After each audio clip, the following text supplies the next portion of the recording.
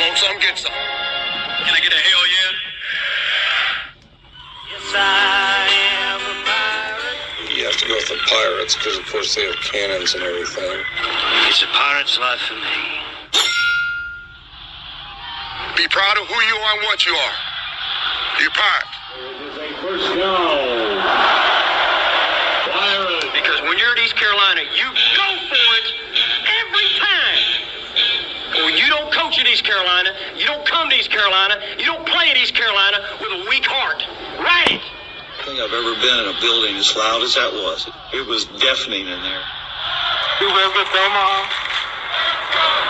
I can promise you that. And it's purple all night long in Eastern North You're Carolina. watching The Sports Objective, the podcast for Pirates.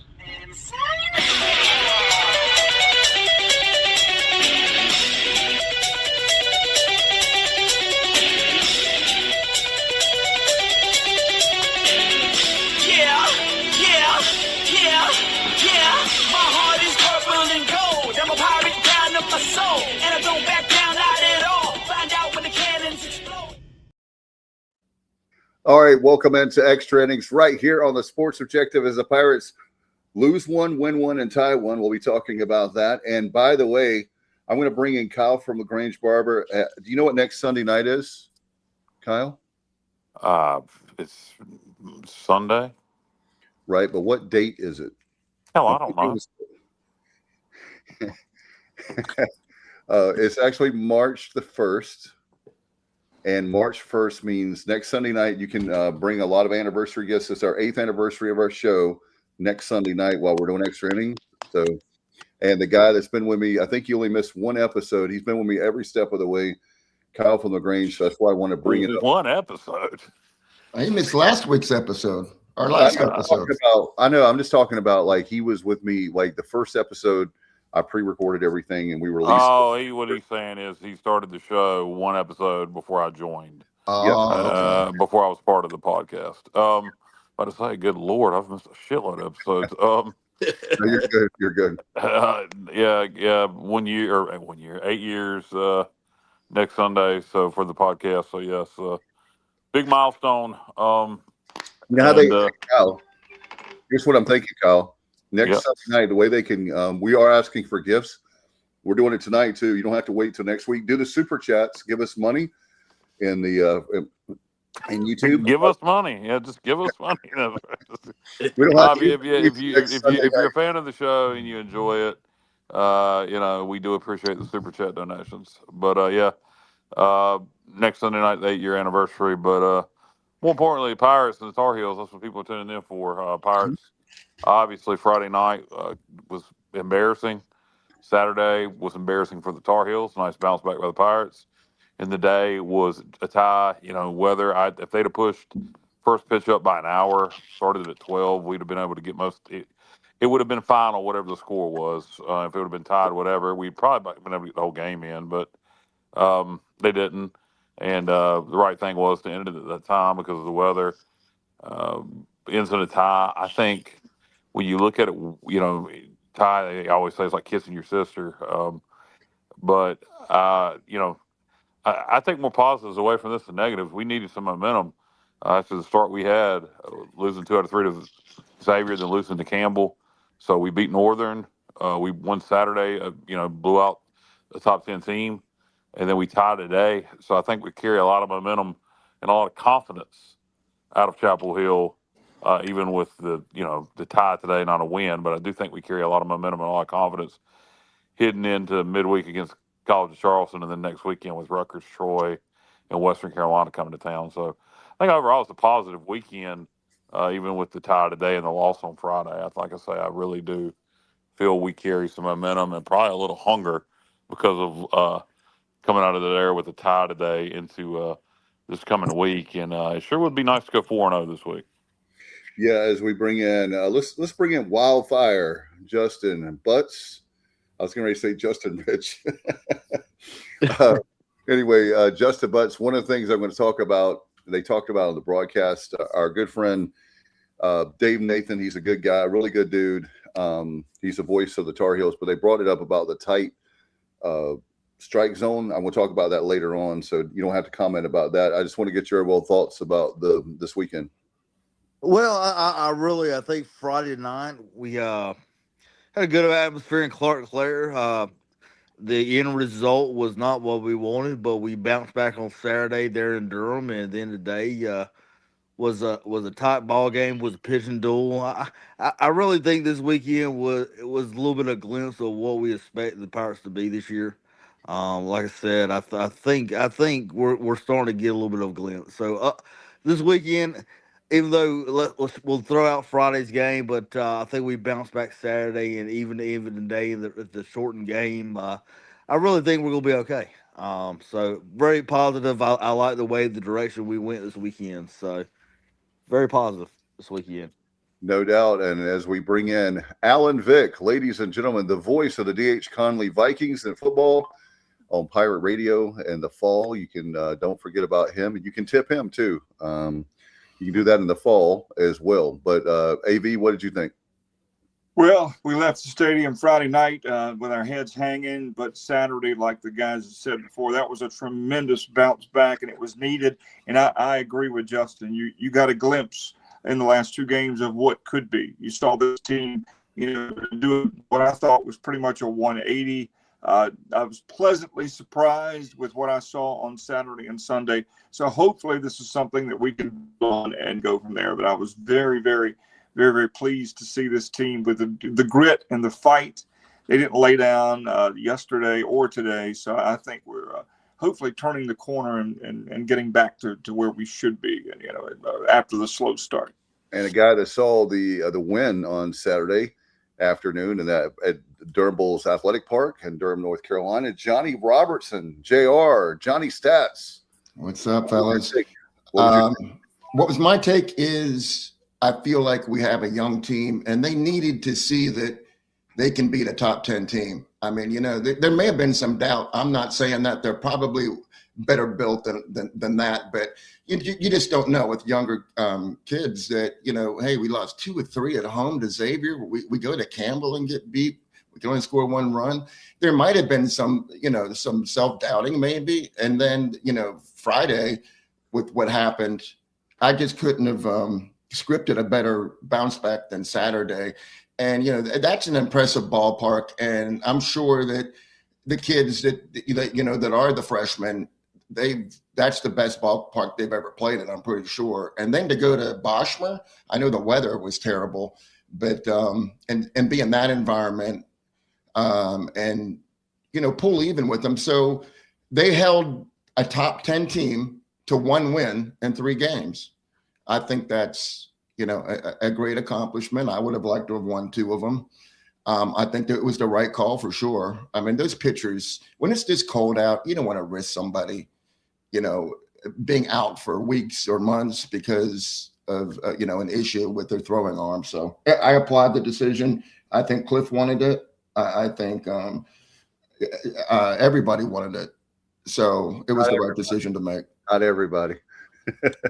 Who wanted to play that game, honestly? Okay, so not in the current state that we're in right now, but we, for example, there's this school called East Carolina University that nobody knows about apparently, but they had a softball game today, and guess what they did? Wait for it. They did exactly what Kyle said, so I'm giving him credit. This is not to me. They moved the game up to 12. Yes, it's only 7 innings. I get it.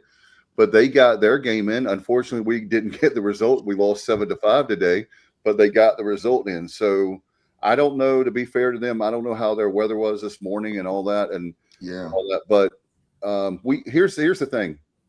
We know that we play games in February. We always play this series the same weekend. You got to have, not criticizing anyone, just saying, that this kind of weather, it happens every single year when we played North Carolina, every year. And so I would just simply say this is a lesson learned for North Carolina. If you're going to play us, then play us where, like that very thing. That, like, for example, our opening weekend, we had to change that and make a doubleheader. What if we tried to play that double, like with Xavier? We wouldn't have been able to get all 3 games in. Yeah, and that's where it becomes complicated because of playing it in 3 different locations. you saw the forecast for today. We could have played 2 yesterday, but then they lose a home game. So I don't know how you do that. Maybe I don't know. It's cool to move it, but maybe we should just play all 3 in Durham. Maybe we should, instead of playing 1 in Greenville, 1 in Chapel Hill, 1 in Durham. And I know people are like, oh no, you want it in Greenville. Yeah, of course you do. But you did the midweek thing for so long, where where the games were played in Greenville and Chapel Hill, and so you get a quality weekend series out of it, and they play it in 3 different locations. But for logistic purposes, in terms of being able to play 2, for example, we could have done that yesterday. It may be smarter next year just to play all 3 in Durham at a neutral site. I like that. I tell you why I like that. I love that ballpark. Both teams love that ballpark. It really doesn't give an advantage to North Carolina. No, it's closer to Chapel Hill, but we'll have more fans there.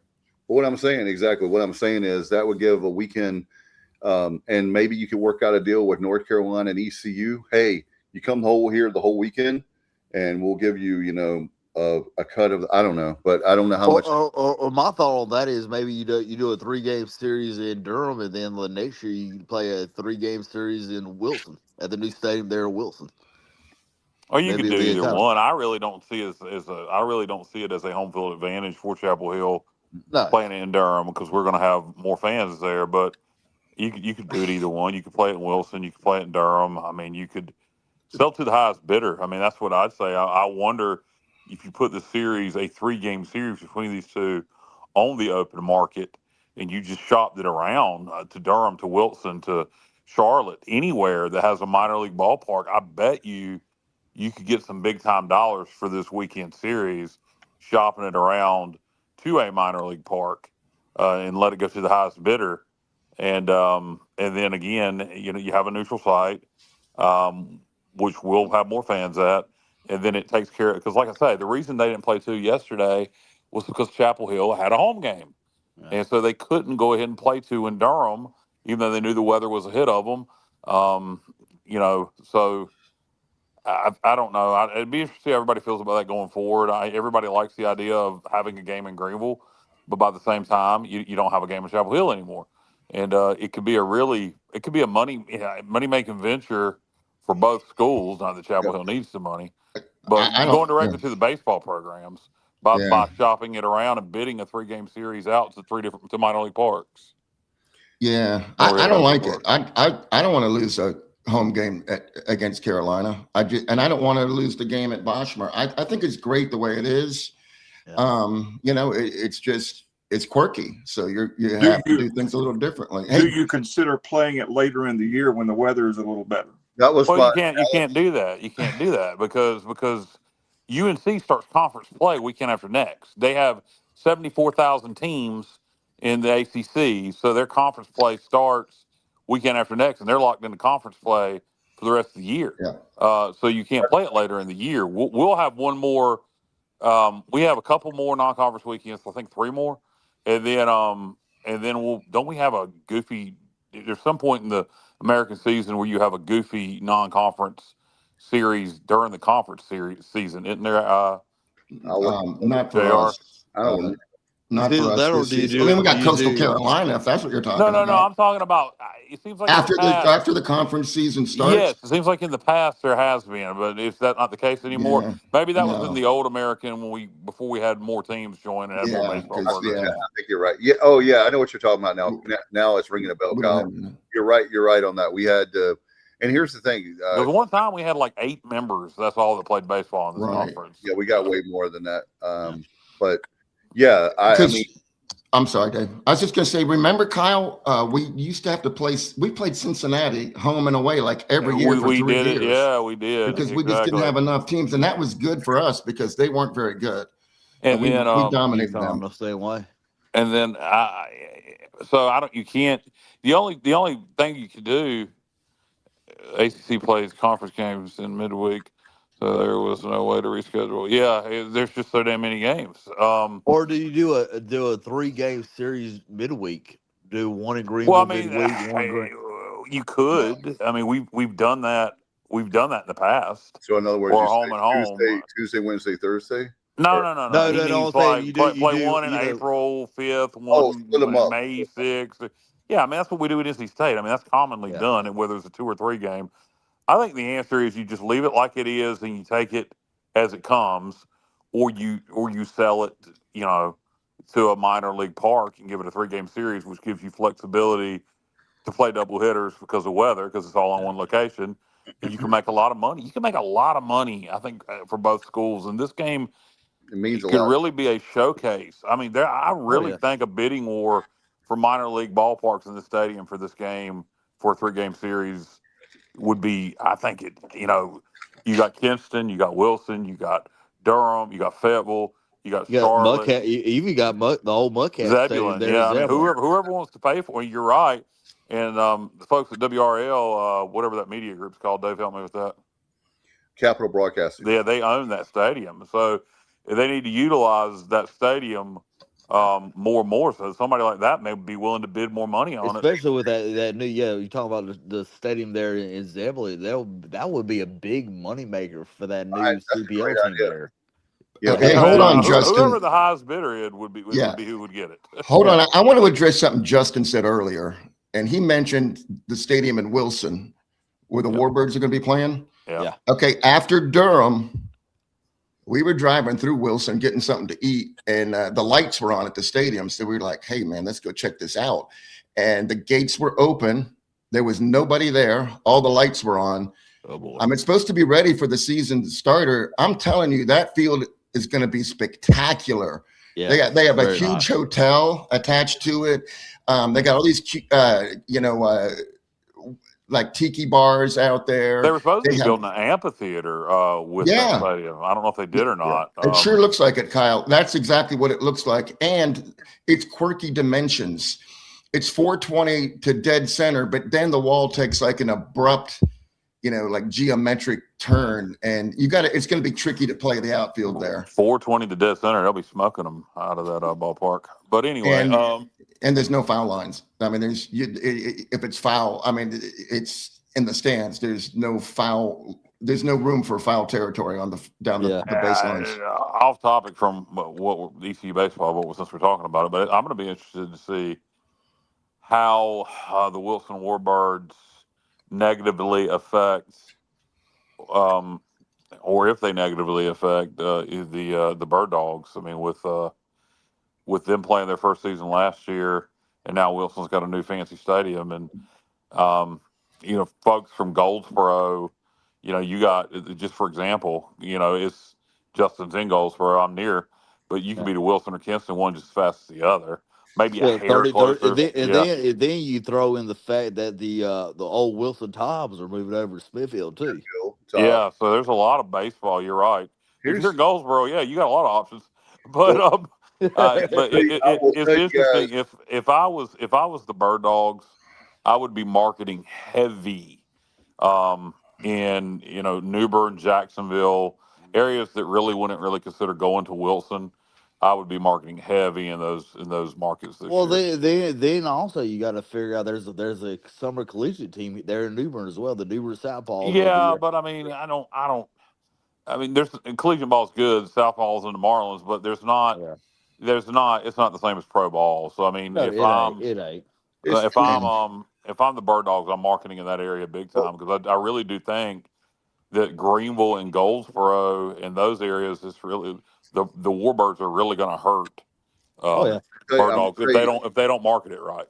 I will tell you right now, there's a lot of Wilson people. If they do have there are a lot of people that are very angry. That I don't want to get off on a tangent, but I will tell you, my friends that are Wilson folks, they are very angry the Tops are gone.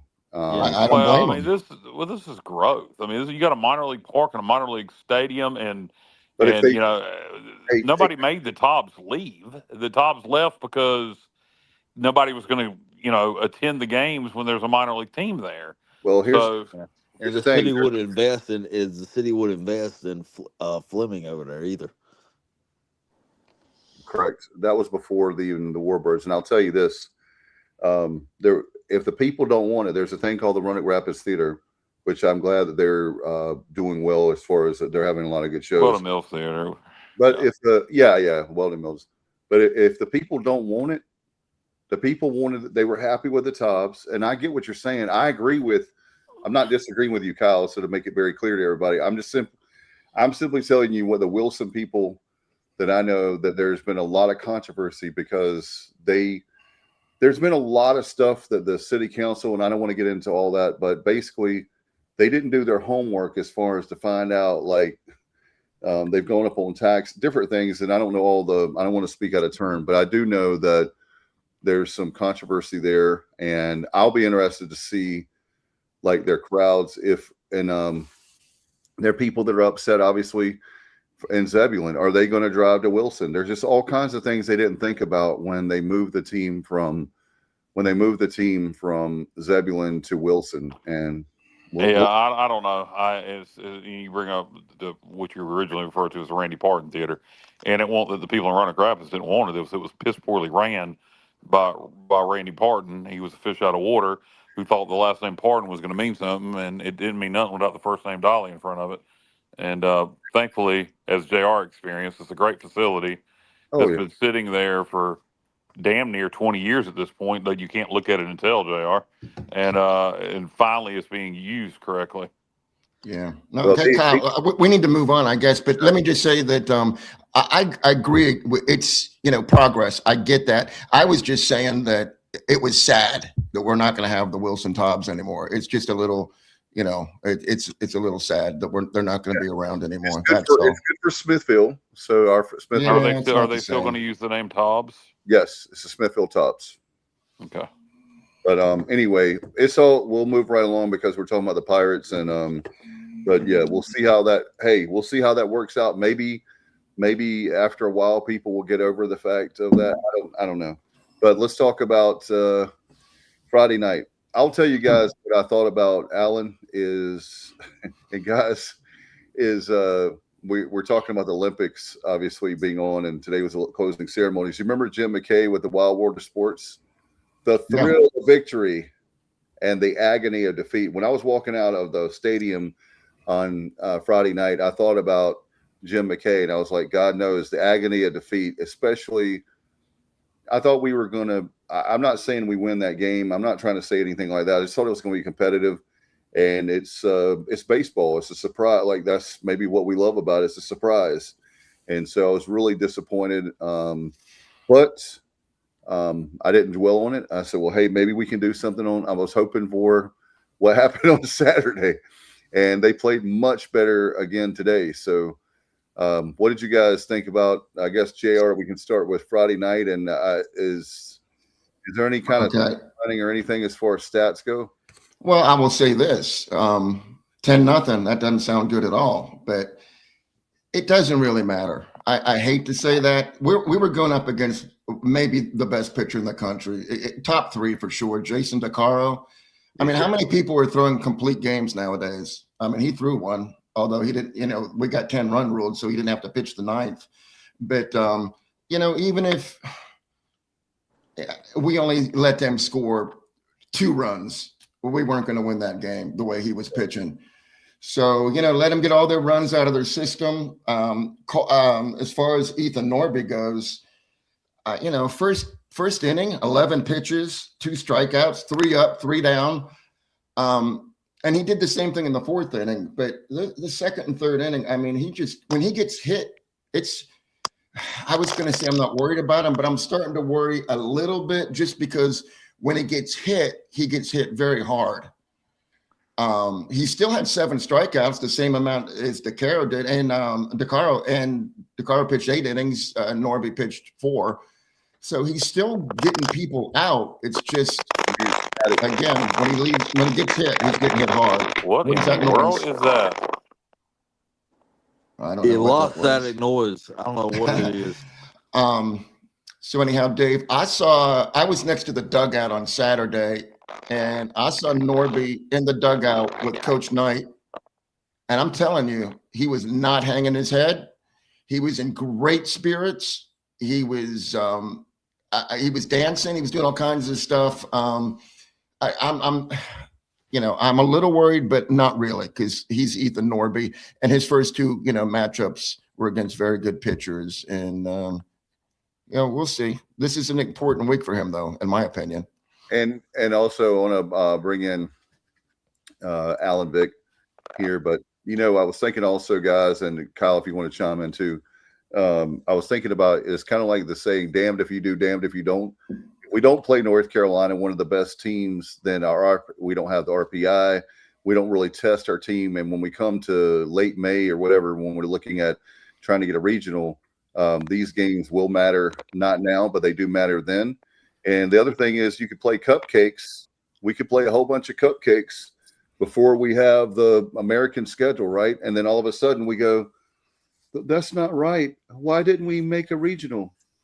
Well, because you didn't play the teams. We have wins, but wins doesn't matter. I guess the only way you would get in at that point would be if you won the tournament, but there's no guarantee that you win the tournament. So my point is that, yes, it stings. It hurts really bad to lose to North Carolina because of the rivalry. But as far as overall RPI, for that's concerned, it's going to help us out because they're going to win a lot of ball games. I really believe that. And we got to pull, as Johnny and I were talking last week, we got to be big Xavier fans the rest of the way as well. But what do you guys think? Leaving that stadium Friday night, you made the Wide World of Sports reference. I felt like the skier in the opening from the Wide World of Sports, for sure. But let's back up just a little bit. The one positive out of Friday night, if there was a positive, the atmosphere at Clark LeClaire was fantastic. Absolutely. The place was rocking, over 5,000. It was fun. It was, you got to remember Friday 5 o'clock start to have over 5,000 people there. People are working, trying to get off work. And then that's why it's unacceptable to lose 10-0.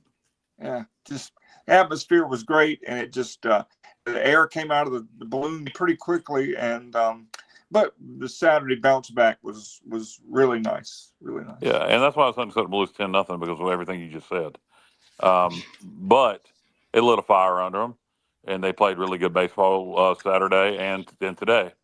Hopefully that'll continue. Sometimes you have to get to your lowest point to wake up.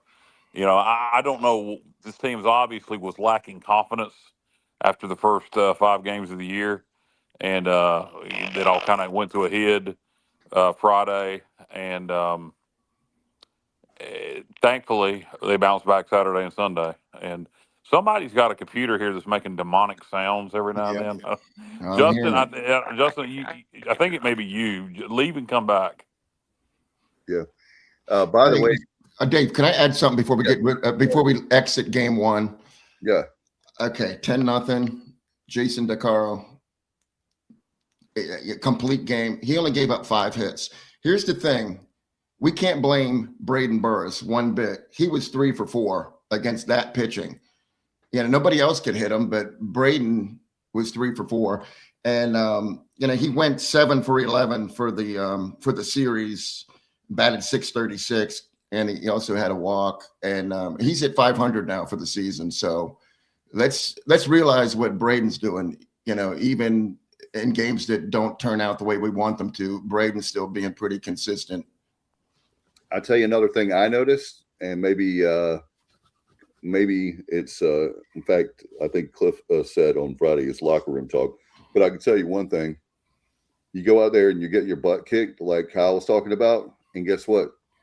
Cliff can say, you see what happens if you don't. I'm not saying he said this, so I'm just saying the point I was thinking about on Saturday when we were winning and won the game is they see that if you want to play big boy baseball, you cannot take 1 second off. You can't take an inning off. You can't take a pitch off because I noticed that as far as how many, Johnny, yesterday and today, how many errors? I don't remember. Guys, one error in the 3 games. Guys, hold on.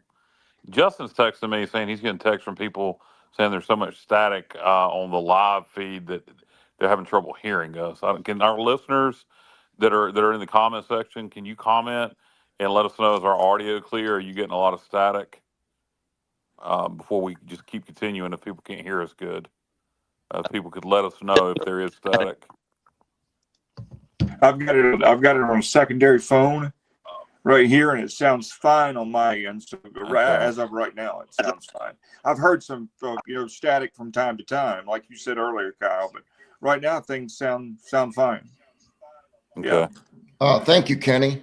I'm Okay. just thinking, Kyle, I'm thinking of the Holton Aylor show. We don't want that. No kidding. No doubt. Justin, I think it may be your end, brother. If you can leave and come back, I don't know if you can hear me. I think Justin might. Let me text Justin, and you guys talk amongst yourselves. Josh says he can hear us now. Thanks, Josh. Josh. Yeah, let me leave and come back and try. Okay. All right. Yeah. So that's the thing is that we were talking about these younger guys. I mean, look at we'll talk about game 2 next, but you got a kid like Linehan, Young, other guys. You're playing against North Carolina, a top 10 program. No excuses whatsoever. But like I said, the only way that you're going to learn is when you have game experience, stating the obvious. And you're playing that kind of that was a regional.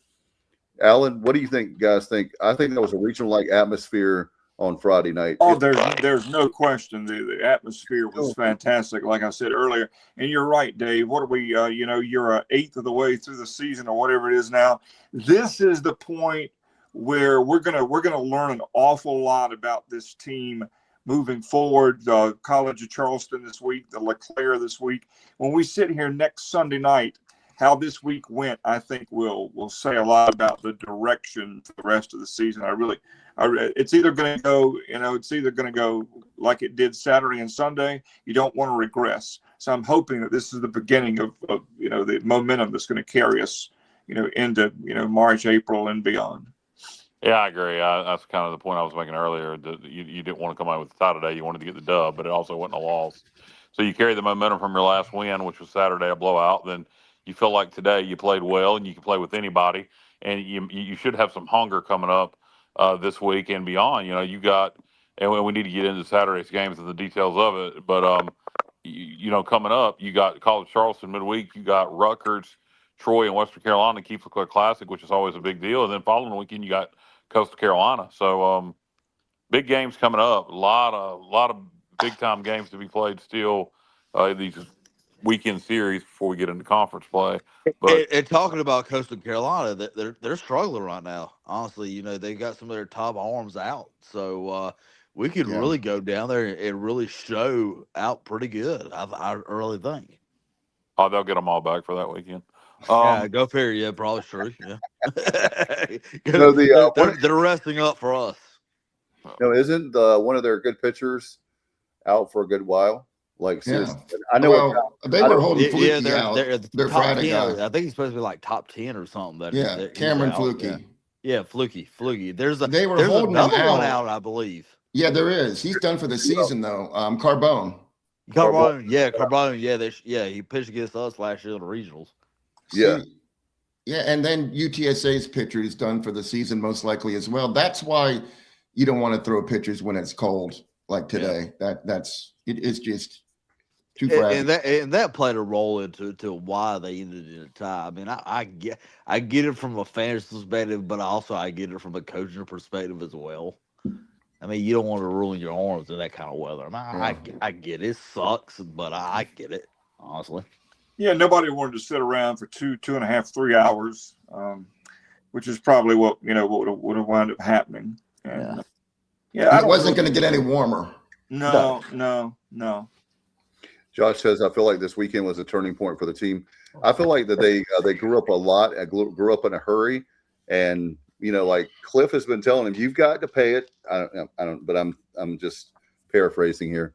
You've got to pay attention. You got to pay. That's why the errors are happening. If you miss 1 second, to like the game is so fast. I can't even imagine being on the field with the pressure that they have.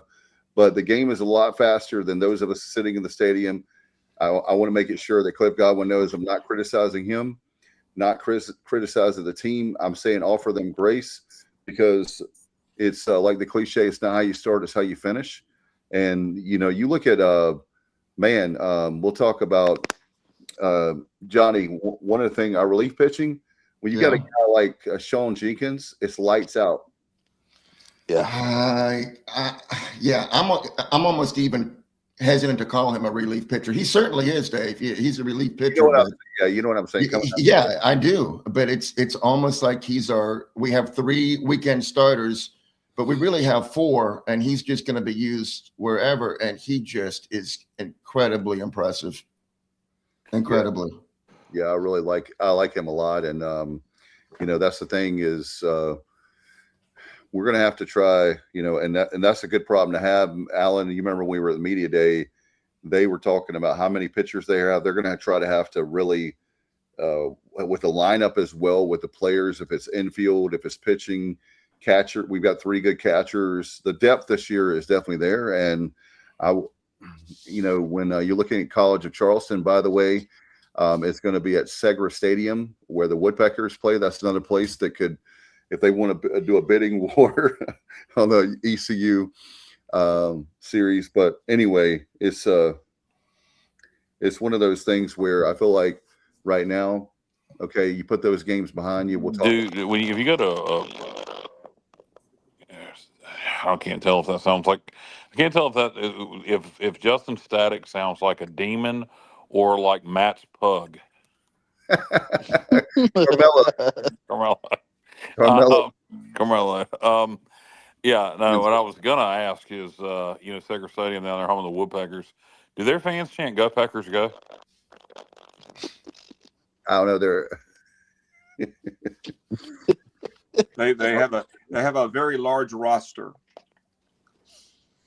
Okay. We'll just leave that to your imagination. And Alan, I also was told that I haven't had a chance to study the roster, but I did hear they have a guy by the last name Johnson. He's kind of a big dude. Boy, and the hits keep on coming. Hey, here's something for you that the College of Charleston and ECU have something in common. They both have Rutgers on the schedule. Rutgers, I believe, took 2 out of 3 from College of Charleston earlier this year. So that is a common opponent that both teams will see, sooner than later. Yeah. Hey, JR, were you at the game yesterday in Durham? Yep. Yeah, I was. Okay, so are the rumors true? Did Blake lead the ECU change? Yeah, he yesterday? did. He absolutely did. Bub and I, we saw him coming up the steps, and everybody wants to get their picture taken with Blake, and he never turns anybody down. He took his picture with everybody, but he did indeed lead it. Yeah. I do. Yeah, I Good do. for him, man. That takes effort. It's not like going to a game of Grable. He went to Durham to a neutral site, got involved in it, leading the Purple Gold chance, ECU chance. So Blake gets it. Good for Blake. Not something he had to do. So that's a good thing. Yeah, he actually talks about he loves going. He's going to. I've seen him at basketball games, even when they were not honoring the football team. I'm talking about he's going to more than. And yes, it's walking, into that, but he doesn't have to do that. And then you're right, Kyle. He really is. He knows that. Still, I mean, think about it. Who's the? I'm sorry. Good God, Justin, mute yourself. There you go. Thank you. I did it. Just mute yourself when you're not talking. Or Dave did. Okay. Guys, I'm going to sound like an idiot here. Shouldn't even try to, because I'm so horrible with names. The pitcher for the Blue Jays, Trey Savage. Yeah, Trey Savage. Coach Blake talked about how he had recently on the podcast that they do that Carr does. Guys, help me out here. Preston Carr. Yeah, the podcast he does. Oh, the Walk the Plank? Is that what it's called? No, something ship. Well, we know what we're talking about. Preston Carr and those guys' podcast. This is produced by ECU Football. By the way, good. I guess it's the most recent episode, or the next to the most recent. I don't know how they come out, how often they come out. But Blake talked about how he recently had got an autographed baseball from Trey Savage. So he gets it, man. He's not just he's completely bought into Pirate culture. Well, he was that way, and I told you guys. Talked about it many times. He was that way even before he was head coach. He knew that he was the defensive coordinator. He, being from the western part, he's a Western Carolina grad. Probably interesting to see who he pulls for on Sunday. But anyway, he gets it. He's a North Carolina guy. He does a great job of recruiting. Like I said, if you take Johnny, he knows that if he goes to those games and somebody says, "Hey, coach, how you doing? Can I get a picture, autograph?" He's taking all that because he wants to have that turn to fans coming up this fall. And you can easily take, now that he's had a lot of success, half a season and then the full season this year or this past year in 25, it'd be easy to just kind of let off the gas a little bit. But he's actually has a lot of momentum for this program now, the best we've had in a while. We'll talk again when it comes to April. We'll try to do a spring game show, if you will, so we can do that. But anyway, I really like the guy, and like they're out there, even Coach Houston, when he was here, he was out in the jungle. And I know it's Greenville, but I think we have a good rapport with coaches whenever it's not their season and they're trying to support the other coach, just like Kim McNeil and Mike Schwartz and different ones. They come to the football games. It's a good recruiting tool. It is. It's really good. They don't have to do this. It's not part of their contract to do this, but it means so much. Just think about one-on-one interaction with a fan and Blake Harrell, Kim McNeil, Mike Schwartz. That's something, the fan or kid that gets an autograph or a picture, that's something they'll never forget. Yeah, that's a moment with somebody they look up to. JR, in the stands yesterday in Durham, the Pirates outnumbered the Tar Heel fans. What was the 2-1 or what was certainly watching it on my phone. It looked, the Pirate crowd was certainly louder, but we had more to cheer about. Yeah, I'll go with what Josh said, and I also agree with Josh that it was just a fun environment. We won the baseball game. We also won the ribbon. What was that called? Synchronized ribbon dancing or something. They had some stupid ECU against UNC, and they pulled two male students, and they had to do synchronized ribbon dance. And our guy crushed their guy. So. Yeah, Saturday was our day. We did everything right. I'm a little surprised that an ECU student that some male beat UNC. So what you're saying is ribbon is the dancer. Yeah, there you go. Yeah, I saw a lot of people that I knew at that game. My voice is gone from yesterday, to be honest with you, and it was okay. I was chewing on a cough drop, but now it's coming back. So I apologize for that. But you sound fine, JR. Get you a squirt and a tequila, JR, and start drinking. You're giving Barry White for money. You sound great. Yeah, I saw a friend of the show, Richard Allsbrook, was there, but I just never had a chance to go say hey to him. But he was definitely having a good time, and I saw him Friday going up to the press box.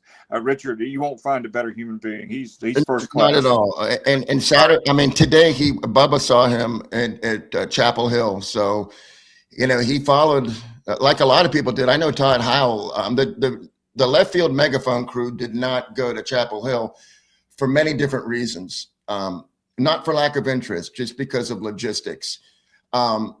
But Todd kind of represented the cheerleading today in Chapel Hill, so we definitely appreciate that.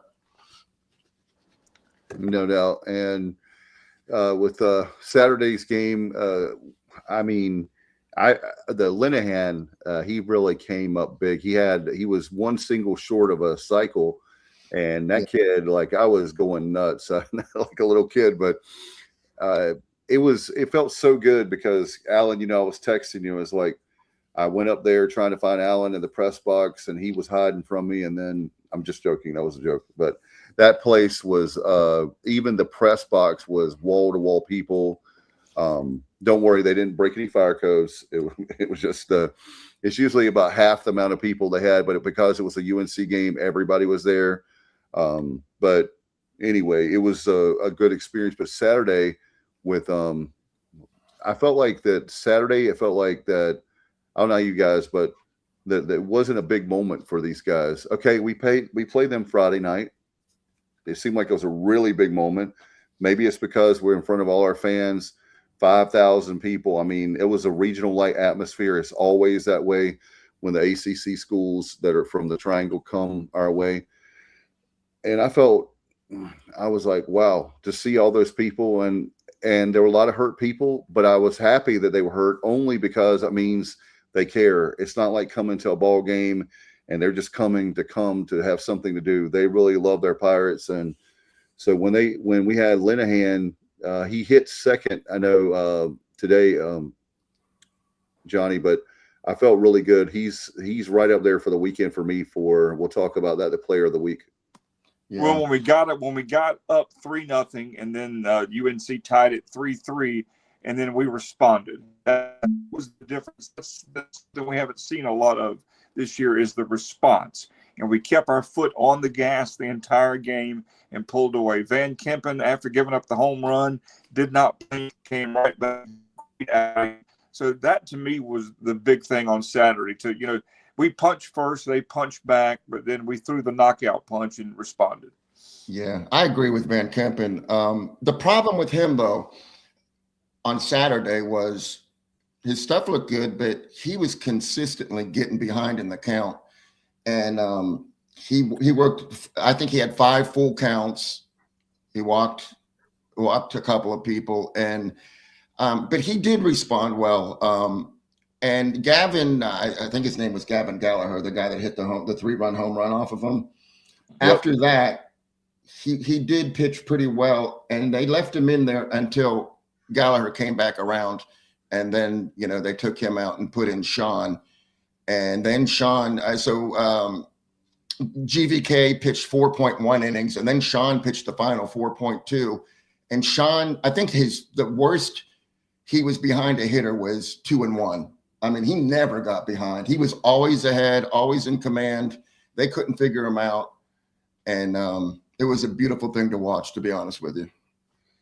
No doubt. And with Saturday's game, as far as I feel really good, even though I was going to say this, and I know Thomas talked about this. It was shocking to see the 10-0 score. But it happens in baseball. I'm not trying to make excuses. And I think it was good to see them flush that game and just say, hey, man, what can you do about Friday night? It happens, move on. And well, Grady Linehan said, I got this. 6 RBIs. Another thing, Dave, about Saturday is, okay, through the first 6 games, this is just kind of a dumb stat, but I thought it was interesting. We swung on the first pitch 28 times, and we got 7 hits for 8 total bases. On Saturday alone, we were 6 of 11 and got hit by a pitch on a first pitch. So we had 12 one-pitch at bats, and batted .533 and had 12 total bases on first pitch hits. And today's game and yesterday's game combined. So, I mean, I don't know if that's Gautreau. I don't know if that's we're just deciding to be more aggressive. Their pitchers were throwing strikes, so I guess we were jumping on them early instead of taking a pitch and then getting behind in the count to someone that's a very good pitcher, and now you're already in the hole one. So we were swinging early. I did notice that.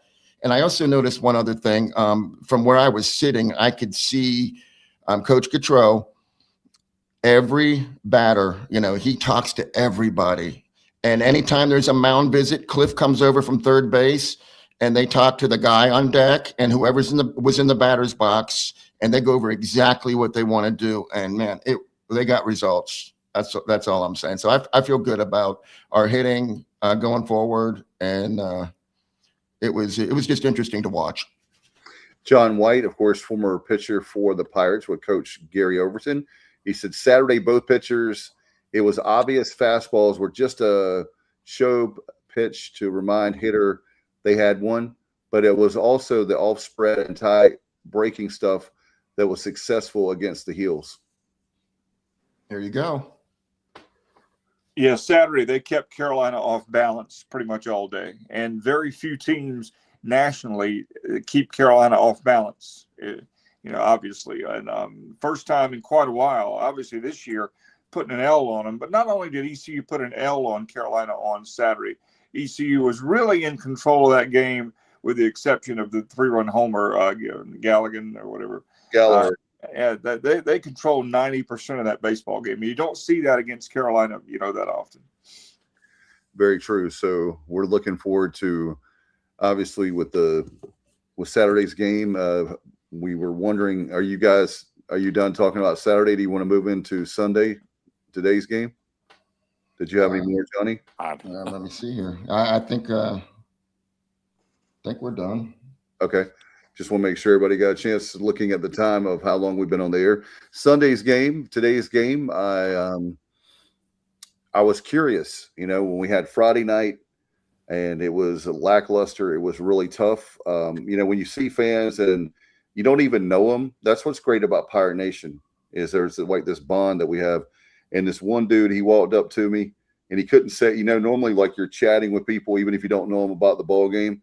And he looks at me, Alan, and he goes,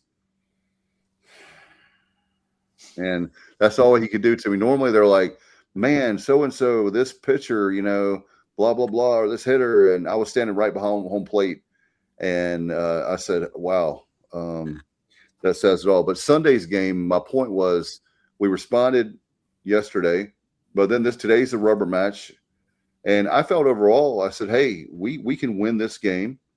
The way they started out, the hitting, Lynch, the great pitcher, he hit two of our players, but that's what's horrible about the game stopping is top of the sixth. What would happen? Who knows? But anyway, Johnny, what stats do you have for today's game, or let us know?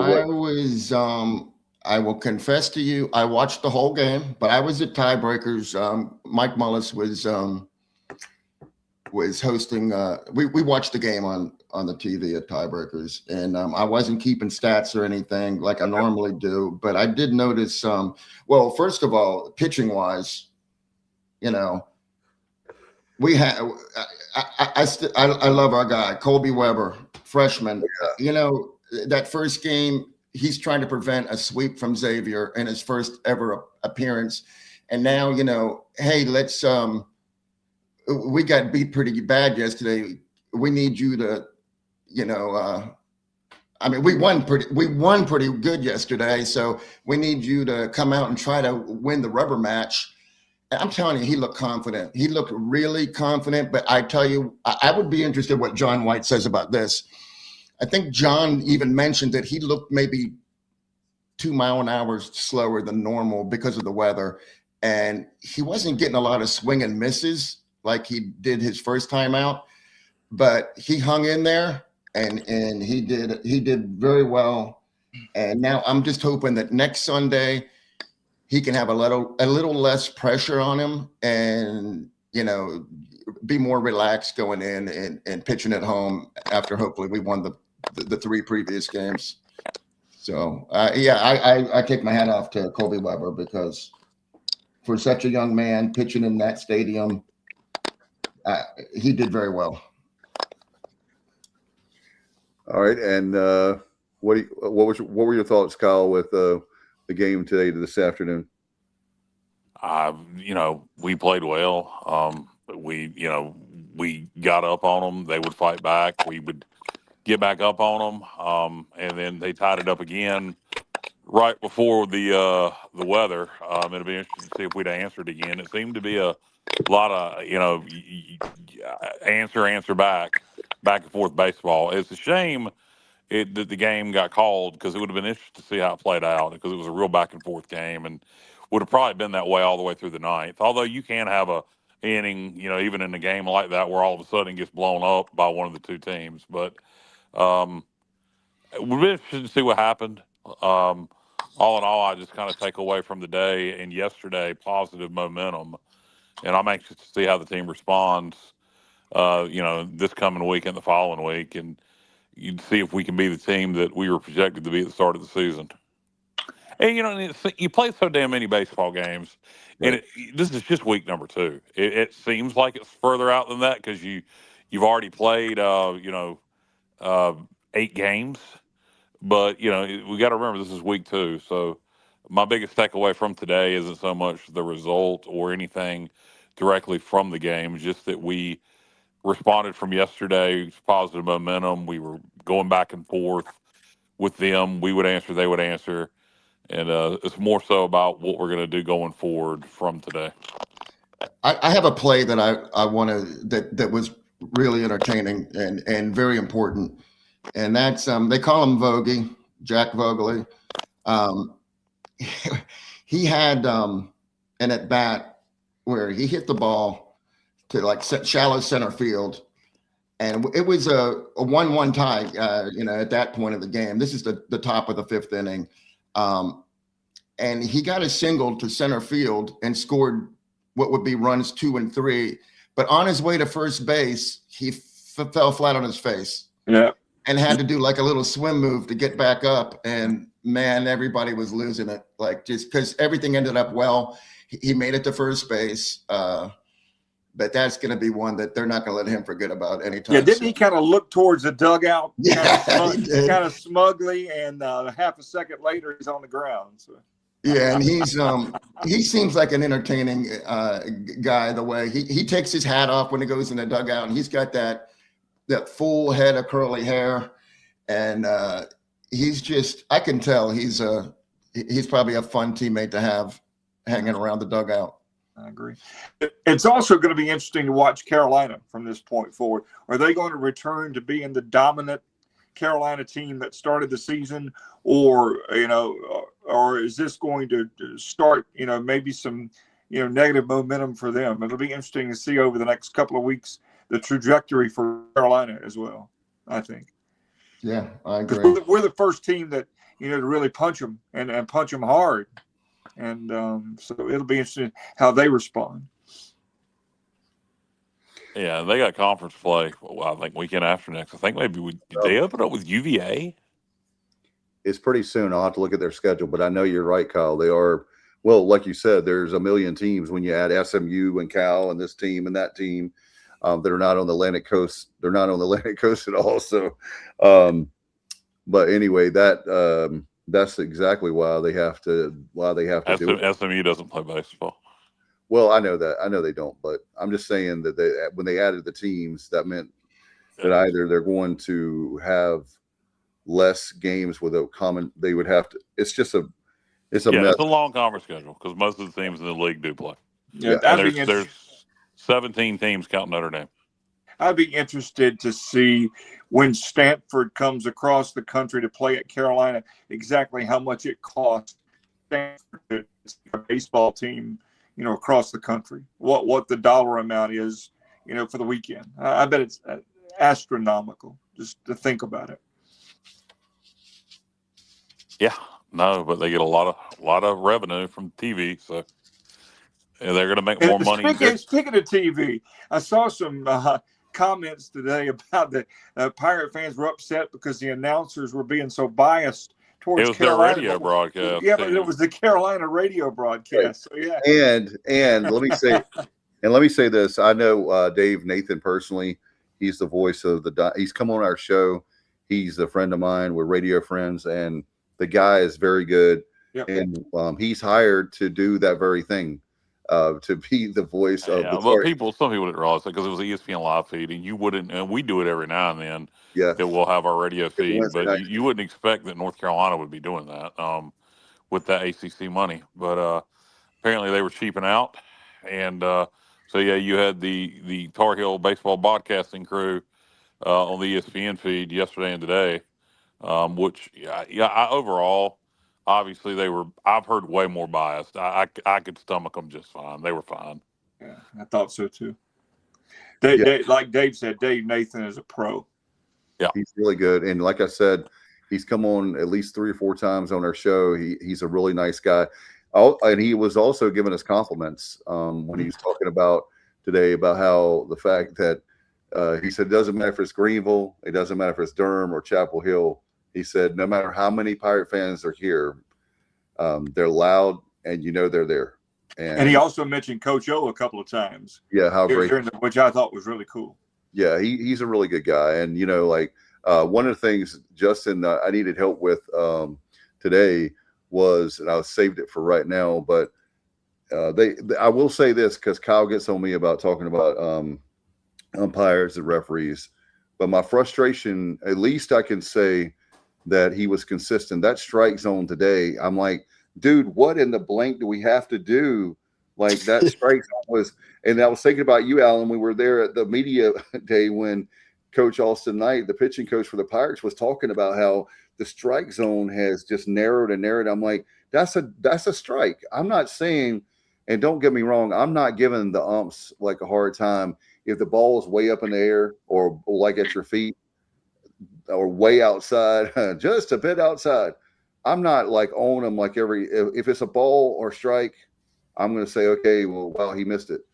But there were a lot for both teams. Like I said, both teams, we got away with it just like they did when there were times when there were a ball, when our guys were hitting and it looked like a strike.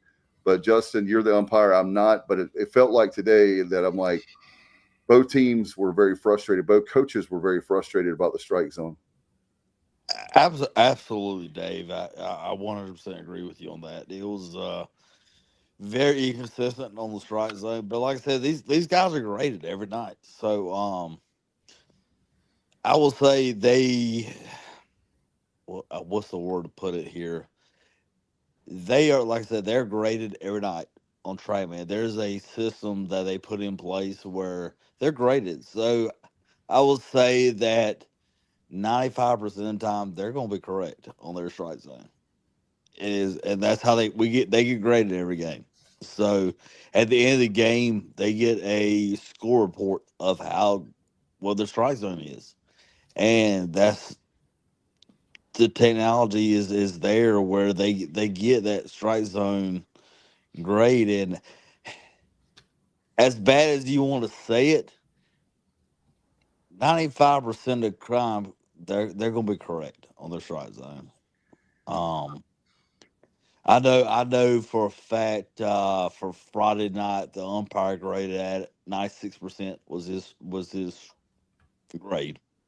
Well, yeah, I don't have a problem with Friday night because Friday night was just one of those nights. I was going to say earlier, my dad has a saying when it comes to sports. He's like, when it's your night, it's your night when he's talking about sports. And Friday night was just not our night. There was nothing it really won't. Looking, I'm sitting behind a home plate at the game, and I'm looking at the strike zone, and for where I'm looking at the strike zone, yeah, it looks like a strike, looks like a ball. You can't tell where I'm at, but the umpire graded out at 96%, which at that level, 96%, he's doing pretty well. Well, yeah, we've seen. I will say we've seen way worse. Oh yeah. There's some that I want to jump through the TV if it's a away game. Oh, I do too, Dave. I can't imagine. Behind I'm gonna blame him like that's a strike. That's a strike. But at the same time, you can't. Look, I tell anybody from umpiring perspective, get behind the plate. Let me see you call that strike. Let me see what you call back there. When I don't ever want to see the human element eliminated out of the game. And that's where they have this at the professional level. They have this automated umpire strike zone where they can challenge and review all that. That's bull crap. I hate that crap as an umpire. Yeah, I don't. If the human element ever goes out of baseball, it's not baseball anymore. Exactly. Yeah, and that's what makes baseball great. It's that human element of the game. Like now, everything's now going to the computer. The AI. I think there's some leagues out there that are going to a robot umpire that takes out the human element of the game. What makes baseball great is the human element of the game. Yep, everything about it, because giving the umpire hell, that's just part of it. That's exactly. Part of the fun. Exactly right. It's part of the fun, Look, I will tell you, if somebody is not arguing with me about my balls and strikes, then that it takes the human element out of the game. some of the best one-liners I've ever heard in my life have happened in ballparks toward umpires. Exactly. Billy Martin with the Yankees. It's just and that's all part of it as well. So it's nice to have all this technology to look back and get graded and all that. That's great. But we need umpires being human umpires and doing what they do, because I mean that's baseball. If that ever goes away, it'll really hurt the game big time, in my opinion. It's just like I had a game Saturday. It was a tie ball game going to the 7th inning, high school baseball games. It was just a scrimmage. Had a tie ball game going to the 7th inning. Had a bang play at first. I bang them out. Coach is raising Cain, and I'm like, at a college game, we can go review of that. But look, bang play, I'm calling them out. But that's just the human element of the game. I'd be interested to know from you, Justin, how what is your breaking point for tossing somebody? What at what point does it cross the line from conversation and disagreement to you just made the mistake, you're out of here? Do you have a general consensus of when you know someone has crossed the line? Well, part of the problem, Alan, is paperwork. I don't want to do the paperwork. So I will probably general consent. I will let you go with a lot of things because we don't want to do the paperwork. If that makes any sense to you. In high school, in North Carolina High School Athletic Association, we don't want to do the paperwork. So I'm gonna let you go with a lot of stuff. I'm gonna try to talk to you. But a lot of times, a lot of umpires, we don't want to do the paperwork, so we'll let things go. Yeah, but at the college level, I mean, if I'm at JUCO, I'm gonna toss your ass in a heartbeat. Yeah, I've seen the umpires get abused, just absolutely abused. But a lot of that has to do with the fact that they don't want to do the paperwork. So is that just? Are you saying that just so you don't have to do the same paperwork in college? Is that what you're saying? That's correct. That's correct. Okay, I didn't know that. Well, I'll tell you one. I'll tell you one thing. When I missed I'm in the major leagues. I miss Johnny. Do you miss Kyle? Do you guys miss the old umpires? Old coaches like Earl Weaver for the Orioles. I miss. I set up all night. I set up all night messing them. Are we done with with Pirate baseball? I'm just asking because we? Yeah. Okay. Because all right. Because I had more stats, but I mean I don't know if people. I don't know. I have some stuff. Go ahead, Johnny. Go ahead, Johnny, with the stats, man. Come on. Jared, if you got something to say, this is a pirate show. That's what I'm thinking, Kyle. People tuning in, they want to hear some stuff. Bring it back in. Yeah, bring it back into the stats. Yeah, I won't prolong it, but I mean, there's some things that should be mentioned. Besides, we already mentioned Braden Burr's batting 500. I did find an index card in my back pocket with a couple of stats on it that I brought to tiebreakers, and so I just wanted to go over this real quick. Go for it. Go ahead. This isn't even a stat. This is if you watch the game on Saturday, Braden Burr hits a ball behind the first base. And the pitcher's going to cover first. First baseman is going to toss the pitcher the ball, but Braden sees that there's no sense of urgency. Head first dive into first base. He's safe. I mean, I just felt like that needed to be mentioned because this kid is just, after what he did last season, everybody said he's going to, we can't expect that from him again. There's going to probably be some regression. Nope. Not so far. He's like putting his foot on the accelerator, and he just finds new ways to help this team. And I did want to mention that. And the other thing, I had a stat to show, like I mentioned earlier about first pitch hitting. So in the third inning on Saturday, we loaded the bases. And who was pitching for them? It was Folger Boaz. Folger Boaz loaded the bases and got 3 outs. There were no double plays, and he only threw 10 pitches. I mean, that shows you how aggressive we are at the plate. he threw 10 pitches to 6 different batters because we're really jumping on everything. So I wanted to mention that. And then I wanted to mention the fact that at this point of the season, right now, our pitchers, our batters have only struck out 45 times, but we have 29 walks, 16 hit by pitches, and 3 intentional passes, all to Austin Irby. So we got 48 free passes, and we've only struck out 45 times. That is getting it done. That's discipline. So we're swinging early, we're being aggressive, but we're not striking out a lot. So I feel like that needs to be recognized. And the one error that we had in the whole UNC series after we had 11 errors in the previous 5 games. So we are on a good path. And then pitching wise, real quick, this is going to close it out. All right. Sean Jenkins, 0.00 ERA, batting average against 139. And then Gavin Van Kempen, he's got a 3.24 ERA, but his batting average against is only 133. Nobody's hitting these guys. Colby Weber, they're only batting 188 against him. Nobody's thrown more than 3 walks.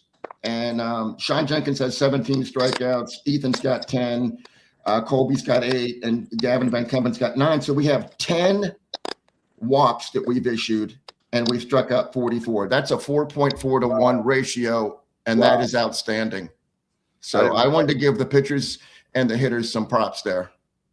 Sorry, Johnny, I was just going to kind of overlap. I apologize. I was going to say that that's a tremendous stat. I knew that we hadn't had a lot of walks, but that's even better than what I thought. So when you put the pen to paper or pencil to paper, whichever you like, that's much better. Well, Guys, two of the walks were today, and that's because Colby wasn't getting strike 3 calls. Colby Weber wasn't getting strike 3 calls, so they ended up in a walk once. But anyhow, that Justin's saying that he's going to get 98% grade out, Dave. He's going to get 98% grade out today. But I'm telling you, man, at least he was fair. I will say the umpire was fair. He was missing. If you show me your strike zone, it's supposed to be, Justin, help me out. It's supposed to be, so I don't speak out of turn, but I've always been told it's the numbers, the letters down to your knees, right? Or is that not accurate? But another one. That's 100% accurate, Dave. All right. That was cool. All right, let's do the pitcher of the week. Johnny, you've already been talking about stats. But the extra innings pitcher of the week, who you got? It's got to be Sean Jenkins. It absolutely has to be. Sean Jenkins, absolutely. And they all, like I said, everyone did something well. A lot of 3 up, 3 downs. A lot. I said Gavin Kempen got behind a lot, but he also had 2 or 3 1-2-3 innings. So all of our pitchers are doing good things, and but I think Sean has to be recognized as the player of the week. I'll totally agree. All right, Kyle, do you have who you got? No, I'm going with you guys on this. Whatever y'all say is what I'm going with. We need to go ahead and decide this starting off next week before we do the show, though. We can create a graphic and stuff. There you go. All right, extra innings player of the week. Who you got? You want me to go again? I feel like I'm monopolizing this segment. No, you're not. You're not, Johnny. Okay. All right. Grady Linehan had 6 RBIs in our 1 win, and was a single away from the cycle, and it was just clutch. And not to mention, he's playing outstanding defense, and his speed and his arm. I'm still looking for his weakness. He might have something that I don't know. Maybe I don't know. Maybe he's colorblind or something. I don't know what his weakness is, but it's on the baseball field. I can't find any. No doubt. And player of the week, like we talked about, I agree. Linehan was phenomenal, and he was one of he's one of those guys that the game is starting. I'm telling you guys, the game. Just imagine when we say in May by the tournament, or certainly by the regional, these guys aren't freshmen anymore. Well, I'm telling you right now, he is definitely John's got it. He says Grady 1A, Jack 1B. And I tell you what, Johnny, what was the stats again on Braden Burris? He was in the mix for my. Yeah, well, he was 7 for 11 with that outstanding sliding, head first. It's just the RBIs that Grady and the fact that he just showed he's got our only triple of the year. I mean, it's tough to do that. So it could. Jack did have an outstanding series as well, and Braden. So it's what we have this issue every week. It's always like one A, B, and C, and that's awesome. It's a good problem to have. Very good problem to have. And guys, want to mention to everybody that don't forget we'll have our course College of Charleston again is at Segra Stadium where the Woodpeckers play in Fayetteville. We'll have our own deck. We'll be back on Thursday nights at 8:00. So we'll recap that. Plus, we'll get you ready. Big series this week is obviously we have the Keith LeClaire Classic and 3. It's going to be a lot of fun this weekend. It's one of my favorite times of the season. Just want to get y'all's thoughts on College of Charleston. Like a really quick, one sentence kind of thing. You don't have to. We're going to be working on them between now and Wednesday, like reviewing ourselves. But what's your take on College of Charleston? They don't sleep on them. I do know that. They beat Coastal, so you can't sleep on them. Yeah. They took 2 out of 3 against Coastal, didn't they? No, I don't think it was. It wasn't a series. Yeah, they have not won a series. Yeah, at Coastal. Hey, so did you guys see the Twitter post? They have their first base coach is actually a female. Did y'all see that at Coastal? No, at the College of Charleston. Oh yeah, I did see that. Yeah, yeah. I did not see awesome. Yeah. So let's move on. Let's move on so that we don't get in trouble. On deck for me, Alan Vick is he's one of our lawyers. He's telling me that Dave, we've known each other for a long time. He gave me that look. I did it telepathically. Yeah, you did. Thank you, Alan. Alan's always trying to keep me out of trouble. I appreciate you, AV. So we'll have our own deck getting ready for the Clark LeClaire. There I go again. No, I think it is an interesting thing to talk about. So College of Charleston coming to town Wednesday, and their first base coach is a woman. I think that's notably and worth mentioning. If we have to be worried about being sued because putting out somebody's sex in a male sport that their first base coach is a female, that's worth noting. That's very interesting. Yeah, I mean, it doesn't. That doesn't bother me one bit. I didn't say it bothered me. I said it was interesting. Okay. I think it's fantastic. I think so too. Oh, it's great. It's tremendous. I couldn't be more excited about it. It's very interesting. All right. So we'll have that. Don't forget about that. And we'll have the Thursday on deck show again. And then and then don't forget our anniversary show we'll be celebrating next Sunday night and hopefully celebrating about Pirate wins.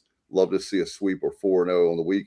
That'll be coming up Sunday night as we are turning 8 years old, our anniversary. So Alan's been on episodes early on, and I know that Justin and Johnny have been with us a long time before they got the screen time. And Justin's a heavyweight champion in the NWA now. Wildfire. Exactly. So, but anyway, I wanted to mention to you guys, just really excited about, I don't know about you guys, but we're doing our round table now. So I want everybody to know we're doing our round table. We're doing our round table. Let me say it again. We do it every show, our round table, and we do talk about other sports. I know that it's extra innings. We'll still talk about baseball be thrown in, but we do talk about other sports, and it's not in depth because you can get them anywhere. But we will also like to know that there's other things besides Pirates. No disrespect to anyone. Did want to tell you guys the Olympics was fantastic. This is the most Olympics that I've watched in years. And I did have a question I'm going to throw out before I mention anything. Oh, there I am, I'm a parrot. If you could participate in the Olympics, is there one event that you say, hey, for me, I would say the bobsled is one that I've always wanted to do. I don't know what it is. There's other ones, curling. I love a lot of different stuff, but the bobsled is one that I'm like, man, I would love to be able to do that. is there an event that you would like to do? I know that like we're not going to the Olympics, but if you could, which one would you pick? Bobsled for me. I agree with bobsled. It's just a thing, man, to make that bobsled and to make it go as fast as you can. Up to like it's got to be just a heck of an adrenaline rush to get in a bobsled, 3 guys in a bobsled, and you're going 160 miles an hour down the chute. I mean, it's got to just be you got to bring a change of undergarments, I'm sure, when you get out of that thing, because that's just got to be incredible rush to be in a bobsled, and not to mention the preparation. It's like a race car. You prepare it like you would prepare a race car. What do you got? Okay, after you do your bobsled run, then come join me on the luge, because that's where talk about it's scary. My goodness, you're by yourself, and I think that luge. I don't know what the top speed is that they reach, but I think that would be fun. I want to do that. I'll totally agree with you, Johnny, there. All right, so it looks like Alan Vick and I are going to be on the bobsled. We just need one more person. Get a couple guys, and you guys doing the luge. The luge, that would be my thing. The luge. And since Kyle is not with us, I'm going to pick hockey for him. Guys, that was incredible today. That game, talk about drama. I didn't sleep very well last night and trying to watch that game, but it really, I was just like trying to wake up and watch at 8 o'clock this morning. But the fact that we won the gold today on the 46th anniversary of Do You Believe in Miracles, that was not the final game back in 1980, but there's just something magical. That's only, so we had 1960, 1980, and now 2026. Only 3 times we've won the gold. I was, like, again, round table time, everybody round table time. But I was really excited for our country. There was a moment there where that was just so spectacular. This will be another "Where were you" moment in American sports history. 20 years down the road, people will be saying, well, where were you in 2026 when hockey won the gold medal? So just one of those days.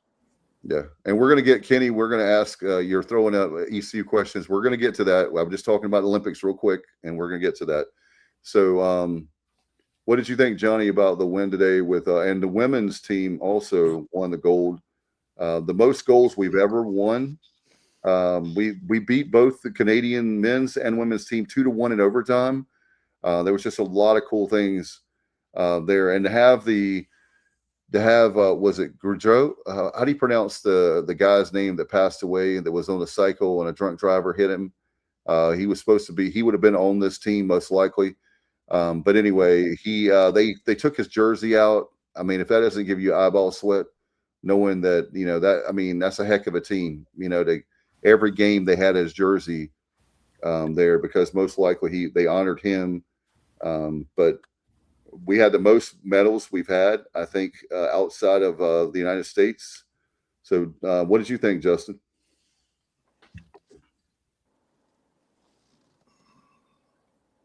I don't know. I guess he's so overwhelmed right now with the emotion of the win. Apparently. Johnny. Okay, here's a stat for you. All right. I watched 0 minutes and 0 seconds of Olympic coverage, and it's not because I'm not patriotic. I definitely am. I never knew when anything was on. It was very poorly promoted. I had no idea when. I guess other people didn't have a problem figuring it out, but there's just too much. I mean, this is starting of college baseball season. I did not watch any of it, and I'm not proud of that. I'm just saying that's just the way it worked out. So I can't comment on anything. Okay. All right. Well, I will say one of the great things is when we had the cable networks, but now what's cool is I like the fact that they still package the way that when we grew up, where it's on a time delay, and they package everything like the traditional broadcast, if you will, on NBC.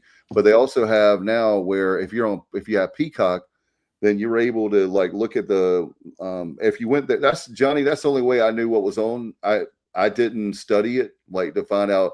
Oh my gosh, appointment listening or viewing is what it's called, where I'm going to go and watch ice skating or whatever. I just simply went to Peacock and whatever they had on, And the same thing, I have YouTube TV. They have like a list of everything on my home screen of what was on at the time and coming up tonight at this time.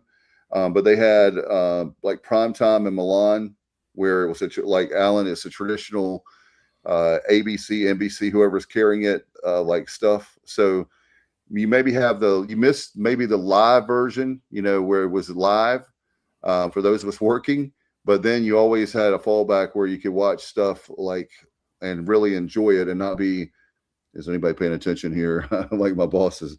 There's a lot going on, but I really enjoyed it. It was especially now with the technology the way it is, you can go back and watch anything you want to watch, which is great. I mean, if you miss something that you really wanted to see because of whatever reason, you can now go back at your leisure and watch whatever you want to watch.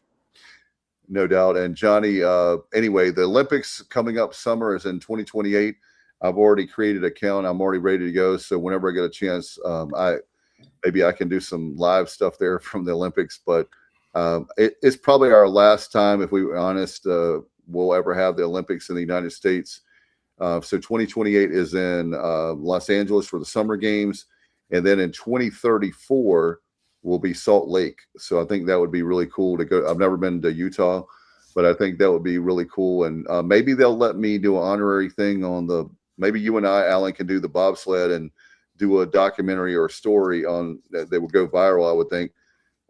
Absolutely. Two Social Security male athletes in the bobsled. I think that would be quite a story. You and I would be, I'm going to be well into my 60s by that point, and you'll be knocking on the door, if not, over. Yeah, so that would be a tremendous human interest story if we survive the bobsled. Well, maybe what they could do is they could have the Senior Olympics. The Senior Bobsled Tour, yeah. But anyway, we'll get back to ECU. I just wanted to mention that because that was there was a lot of great moments in there. And, obviously we're not going to spend time on there, fellas that want ECU only.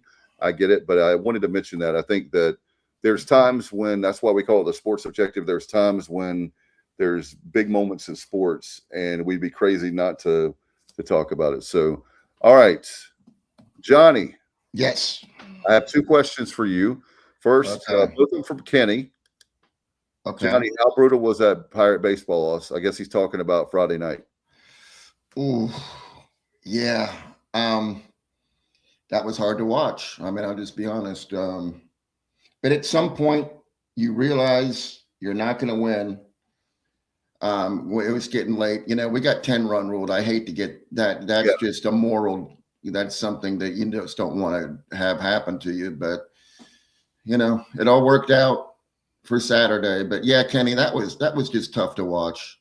It just was. And then Kenny wants to know, JR, how brutal was the Pirate basketball loss on Wednesday night? Dagger. I mean, I think that took the life out of him. That is... It's all Justin Butt's fault. I'm telling you, it's his fault. He said we won. That was tough. I'm joking. If y'all don't get my sense of humor, Justin didn't have anything to do with it. But it's sad because again, the guys on the show, people watching, the ladies are watching, and all that, and listening. It's just one of those things where I think I wanted to get y'all. As I know, again, we're doing a baseball show, but. Anyway, okay, let me come back. Well, I was going to say to Kenny, Kenny asked me, are the Pirates going to win 10 games in basketball? Oh, that's. And I told him no, but I'm really, really wanting to be wrong. And so I think they will get it probably, but those last two games were both winnable, and you just can't lose games like that and think that you're going to make the tournament. That's not going to happen. Yeah, is it mathematically impossible now? We're getting close, aren't we? No, you basically, I think, if I'm correct, you pretty much almost have to win out at this point. Oh, yeah, I agree, Alan. Yeah, I was thinking, I haven't had a chance. So I don't have it in front of me, but I can't imagine, it's February 23rd tomorrow. So I can't imagine. There's only 4 more games, right, guys? Is that 4? Yeah. So, yeah, I mean, it's not like you have to win 20 games. We can win 4 games. The question is, will we? And the sad thing is, I think that what I was going to tell you guys is, it feels like with the team we had, we had guys that were individuals that were really good.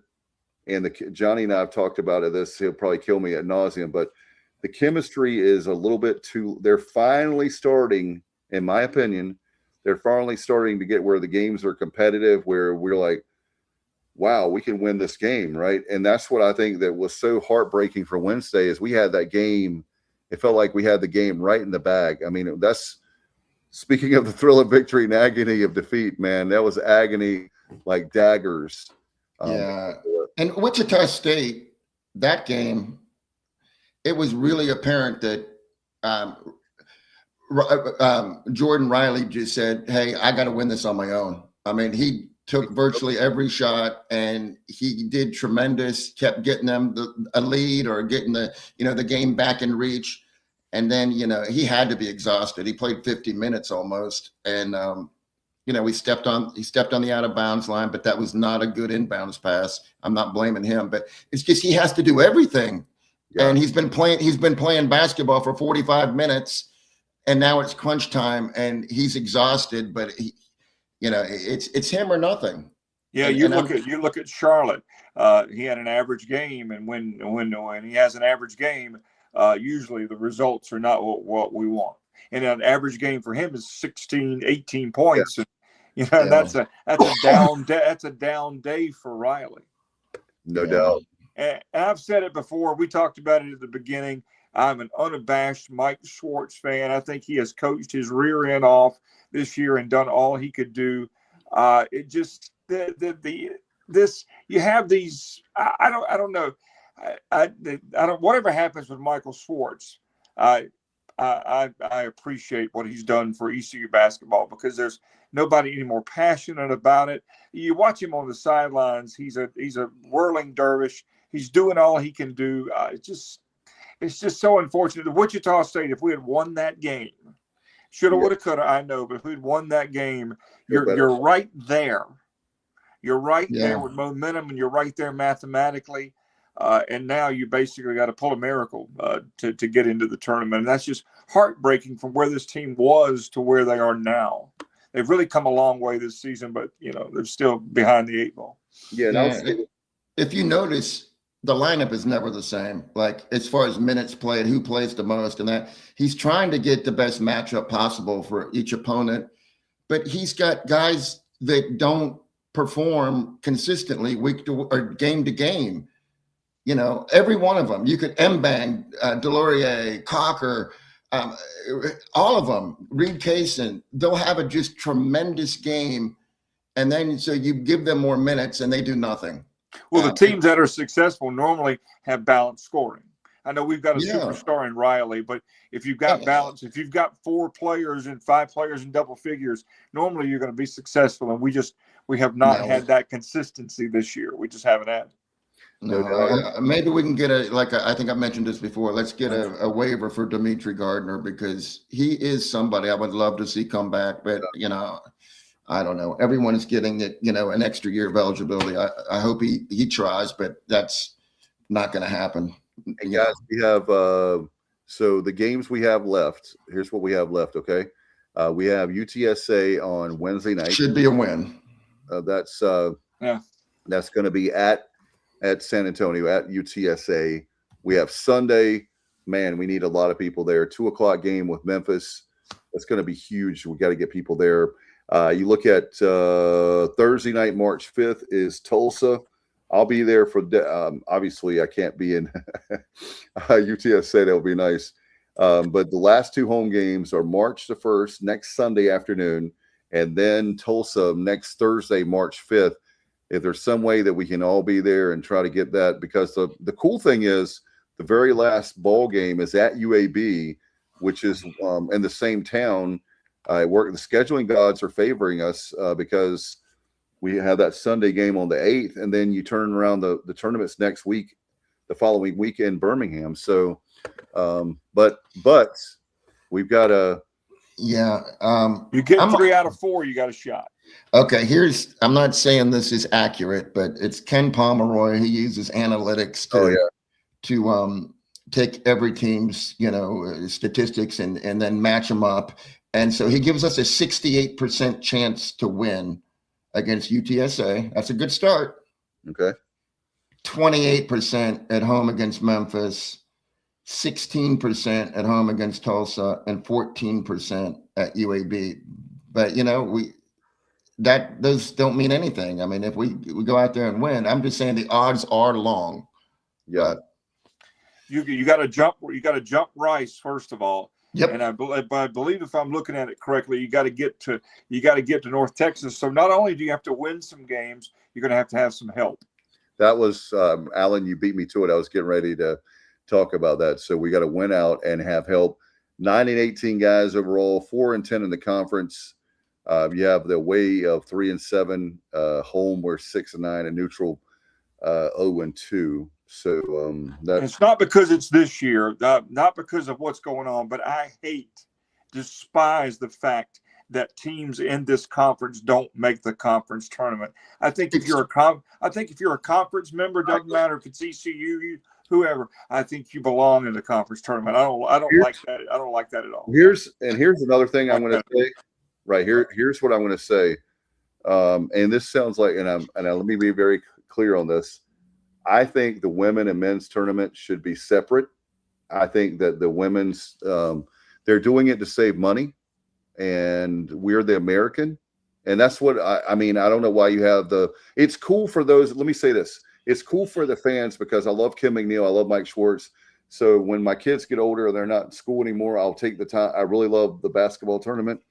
But the problem is that I feel like that's why we're not having all the teams in, because logistically you can't have all the teams in for the ladies and the men's, because unless you have two different sites, I guess you could do that. But for me, put the women's tournament separate the week before and have the men's tournament the next week. And I think that would, and then like Alan said, you said it, and I wasn't going to talk about it, but I just, to me, there's something special about, like NC State right. went on runs, and all of a sudden, they've won 2 or 3 games. They're hot as a firecracker, and they've had a tough year. And all of a sudden, they find themselves in the finals of the ACC tournament, and they had to win a whole bunch of games. Right. They were in one of the play-in games 2 years ago. That's the thing. Basketball is predicated as much as any sport on momentum, and you could come into the tournament, catch fire, right, and win some games. So that's my deal with not. The ACC does it as well. I just really don't agree with it. I think if you're a conference member, you play a full season, a full schedule, you belong in the conference tournament. I agree. And they're playing games like already Tuesday. You could go ahead, like for the ACC, for example, and the American, you can start on a Monday and have a whole bunch of games Tuesday, Wednesday, Thursday, and it's more content. Here's another thing. If I'm ESPN, that's more content that I'm giving you. Yeah. So, can I make it unanimous here? Because Alan is, saying exactly how I feel. Every team should have the opportunity to stun the world and go on a magical run.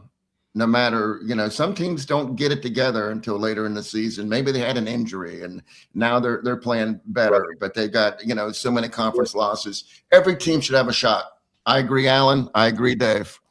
And I will say this, and we'll move on. But the fact that, like I was talking about, I think this team is finally coming together. Maybe it's too little, too late.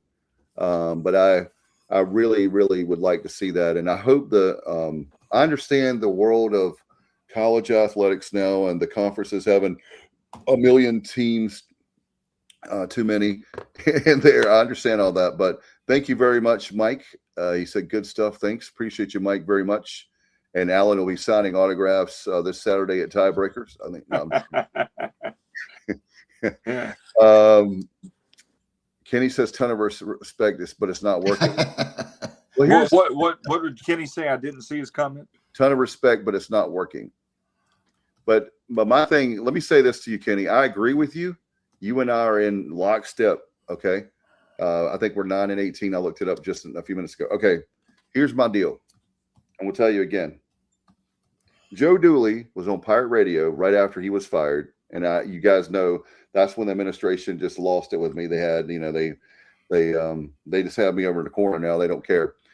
So, but I said, and Alan Vick was with me the next day after I lost my mind, and we were together on a media day or something. But anyway, he said something very prophetic. He said that we, the university, fire coaches every 4.3 years. Okay, here we are. We're staring 4 years in the face. Do I think that we do absolutely nothing? Absolutely not. The problem is not, and I'll say it again, I'm not getting paid by Mike Schwartz. I understand that it's a wins and loss business, okay? So I'm not naive. We're not drinking the Kool-Aid. I know that 9-18 is not getting it done. I understand all that. But Walter Williams, God rest his soul, I miss him a lot. He, remember that, Alan, he said, I don't know, Johnny, if you heard him say this, he said, how many more projects do I have left in my lifetime? Meaning, we keep firing these coaches. We're firing these coaches. It's a definition of insanity. We keep firing coaches over and over again. And Mike Schwartz has been very good to me, and you, Alan. He is a very nice guy. It sounds like I'm explaining I'm losing. I'm not. Professionally, he's an amazing coach. I've been to practices. I get the wins and losses. So I get all that. But I'm just telling you guys, the elephant in the room is not about his coaching. The elephant in the room is I want to see that. I want to say this, and it doesn't matter anyway. The administration don't speak to me anyway anymore. I'm one of the outcasts now, I guess, because I want to say, first of all, don't mistake my passion for anger. I'm not angry with anyone in the Ward Sports Medicine building. I love everybody, but I'm going to say how I feel. Nobody would watch the show if we just went over there. Oh, yes, everything is great. It's raining outside, and I'm saying it's sunshine, or vice versa. So where I'm at is this should be a wake-up call to the administration to do more for basketball. Look at all this other sports. Men's basketball, let me just say this, and people won't want to agree with me on there. We need to be spending the number one spending team in the American. Notice, I think Duke spends like $20 million a year just on operations. Notice that I didn't say we need to spend the most in the country. Yes, we don't have that kind of money. I'm not being delusional. I'm not being unfair to the administration. But we need to I've asked this, I've said it a lot for the last 4 or 5 years out of the 8 that we've been on the show. What is it going to take for our administration there? And to be fair to them, they're not the first not to spend enough on basketball. This has been a problem as long as I've been pulling for the Pirates since 1985, 86. But it's time to spend money on basketball. Time to spend money on basketball. Because guess what's going to happen, guys? Okay, let's say that it's a wins-loss business. We say, you're out of here, Schwartz. We bring another coach in. Bye-bye, whoever it is. And another 4 years, and another 4 years, and another 4 years. That's my frustration, guys. Is that I get it, Dave. But you can't if someone's not getting results, it's not like you can say, well, we can't fire him because it's only been 4 years. 4 years is a long time. But Joe Dooley, I didn't want him to fire him. I did not want him to be fired. He was fired because he didn't get along with administration. And I liked him. Yeah, so that was the problem. He got us good players too, Yeah, they're Tristan. Yeah, Tristan Newton. I don't know. He won a couple national championships he didn't, but Dooley, But anyway, that's my thing is, guys, to spend money on basketball. Let's take a long, hard look in the mirror on why isn't men's basketball working at East Carolina? It's not because of Duke, North Carolina State down the road. Cy Seymour, Alan, and Johnny said, we've had him on the show numerous times. He said, Carolina and Duke only get a few players. There's a lot of good players out there. I'm a proponent of finding someone as a consultant who has been a winner.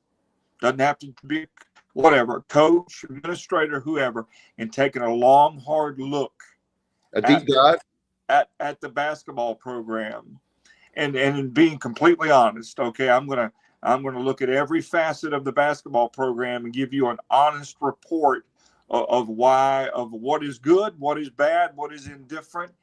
And I think we need an outside mind, somebody to come at it from a different perspective and just really look at that has really no ties to East Carolina. They just, they know the game. That they, that's if it were me in a perfect world, and I'm not criticizing anyone, if I said we're going to try to fix basketball, that's the first thing I'd do. I'd find somebody that has no heartstrings to my university, but they're going to tell me the truth, whether it may hurt, it may anger me, it may whatever, but they're going to tell me with an honest opinion and what they think is going on, and I'm going to listen. Okay. What I would do differently is, I mean, I don't know this to be true for a fact, but I think it must be pretty accurate because it's pretty prevalent out there on X and other social media. We don't go after local kids. We don't work well with local high school coaches. What are we doing? What are we doing? Yeah, look at Fayetteville Central. I mean, they're probably going to win another state championship this year. I mean, we've got really good basketball in Eastern North Carolina and have for a long time. Look, I know we need to take advantage of it. And Dave, I just wanted to say one more thing. With Garrett Blackwelder, he raised a ton of money, and then we had the matching donations. My question is, you're going to go after those same people after this year's results, after a lot of spending. Are they going to give as much as they did last season? I'm not sure. We got to do it's all the above, guys. The promotion for basketball has never been there. And so let me say to the administration, I am saying as long as I've been watching basketball and being a Pirate fan, it's not just this administration. Okay. So we've got to do better for promotions. We don't do hardly anything for basketball, not like we do the other sports.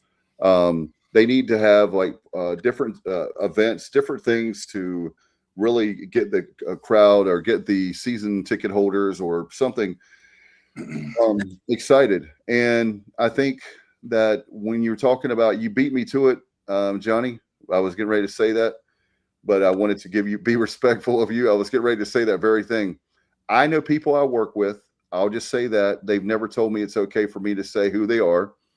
They are assistant coaches on a local Pitt County team. I'll say that. And guess what they told me? This was a few years. This isn't like in the last couple. This is pre-sports. I will say it's probably Dooley 2.0, Tom. What we need to do is there's been what I was told is they feel like that they just gave up on, our local kids because those kids were going, I know, I'm just telling you what the coaches, I'm not saying this is me. JJ Miles. I mean, he's from Gary, whatever that. Yeah, thank you. Yeah, I'm just saying the fact is you have Kinston that produces more NBA players per capita as far as a small town like Kinston, and look at all the great people they have. And here's what I hear. Well, Dave, those guys are going to North Carolina. They're going to Duke, blah, blah, blah, this school, that school. Okay, let's say that you're Allen. I was going to mention Fayetteville Central, and I'm glad you did. That's your home school. That's Allen's alma mater. The third best guy on Fayetteville Central, whatever we have to do to, I'm not saying it has to be a 2-5-2 all-star team, but that's been an ongoing problem as we just write off Eastern North Carolina like we don't have a chance with those players and we go after others. We still need to go after the other players, but we need to put an emphasis on the 2-5-2. That was one of the things I was going to tell you to work on. Southern small town young men are predominantly boys. Okay? Again, they're great athletes, and a lot of them want to stay home. They want to be close to home. They want to be close to family. They want, and a lot of these players would come to East Carolina because they could go get mama's cooking, on the weekends, and they go to the family reunions and the birthdays and all that stuff. So you can't tell me that there's a lot of kids there, and they would get playing time immediately. I mean, it's not like you ride the pine at Carolina, Duke State, wherever. You would get, some pretty substantial playing time early. You'd be 20, 30, 40 minutes away from your house where you grew up. That's got to be an incentive to come to East Carolina and play not only basketball, but any sport. I'll give you a perfect example, Alan. I'll give you a perfect example. Look at Holton Ahlers. You called all those games. Remember how many Pirate fans used to go to the Conley games? just because Holton was playing, knowing that he was coming here. Yeah. He had a fan base before he even came to East Carolina. He's a local guy. He wanted to be a Pirate. If you have, I want to say it very clearly that I'm not expecting to be all Eastern North Carolina kids. Who are the best kids we can get, and they can like really do well for us, then get them. But when you don't even make an attempt at very little, I've heard that from a lot of different like local coaches who told me that. What East Carolina has to do is let's just say you get a 2.5 or a 3-star kid and you develop him and his game grows every year. And if he stays, and I know that's another topic for another time, if they'll stay 2 or 3 years, but by the time his second or third year rolls around, that's a pretty darn good basketball player. Yeah. I forgot Brandon Johnson's from Raleigh and Jaden Gardner was from Wake Forest. I mean, there's two that they did pretty well. Lebo. Yeah, that was Lebo for Gardner for sure. And I think it was the first year Dooley and Brandon Johnson left and went to Miami, and that was a huge. I know, success. but still, you can't. I'm not saying you can keep everybody because you're not going to be able to, but get them here at least. You know? Kyle says you can't develop kids anymore because of the portal. Well, here's the thing. I was going to say this. I've heard people. Here's what they say. Well, Dave, if they're really good and they come to East Carolina, guess what? If we have them 2 years, 2 years is better than 0. Well, all you can do is make them the best ball players they can be while you have them. Right. I mean, that's it. I mean, you might only have them for a year, but you want to maximize all you can get out of them while they're here. I mean, that's what you do with any player, regardless of where he comes from or how long he's here. You want him to perform to his optimal level for you while you've got him. Let me ask you guys. Hey, you're giving Lebo credit though for Dooley got Gardner here, not Lebo. Lebo was right before he. I'll look at it again, but I thought we. Okay, you could be right, but I know that when when Gardner was a freshman, I know Dooley was the coach. Yeah, he was. It was a situation where he had. Okay, I apologize, Dave. Then you're correct, and I was just thinking I was not thinking correct. What had happened is that's a miracle that we had, and you bring up a great point, Johnny. That's a miracle that we kept Jaden Gardner, because what happened was, if you remember, Lebo had a lot of health issues at the time, and I think it was his hip or something. And you could tell that very first game of 2017 season that a friend of mine and I were sitting on the bleachers and before they had the new seats, but you could tell that he was just in a lot of pain. And so basically what happened is Lebo did recruit him. Jaden Gardner signed and stayed with us and committed. He didn't have to. He could have, I'm sure, left us, right? But he did stay with us, and this was pre-portal too. So, but he stayed with us, and the good thing about it was that Dooley had him. If you think about all the players that Dooley, between the players he inherited plus what we had, there was a great group of guys. But anyway, I love basketball, and anything that's Pirate related, I try really hard. With softball, Shane Winkler's doing a great job. Kim McNeil. Man, 20. We lost yesterday, but 20. We are 20-8 in women's basketball. 20 wins, 8 losses. We're definitely making the tournament there. They've got a really good shot, guys. They're going to make it all the way to the quarterfinals, right? Off the top of my head, that was a Rice team that has not lost a conference game this year. Yeah, and we took them to the wire. That was we played Rice as tough as anybody has played them this year, but by far it was a tough loss. But Kim McNeil and the Lady Pirates, they're going to make some noise, I think, come conference tournament time. I truly believe that. And by the way, guys, I wanted to let everybody know, if you guys can, but we have Alumni Association. We have a really big game. We have a big event where we're going to be there for the ladies. And that game is going to be against Charlotte. It is a 2:00 game on Saturday, the 28th, this coming Saturday. Let's get that place rocking. The ladies have earned it. They're putting a great product on the field. Product. I'm getting tired. Product on the court, and so they deserve every single person that goes there. And just like the men's basketball, I'm a huge fan of basketball. Period.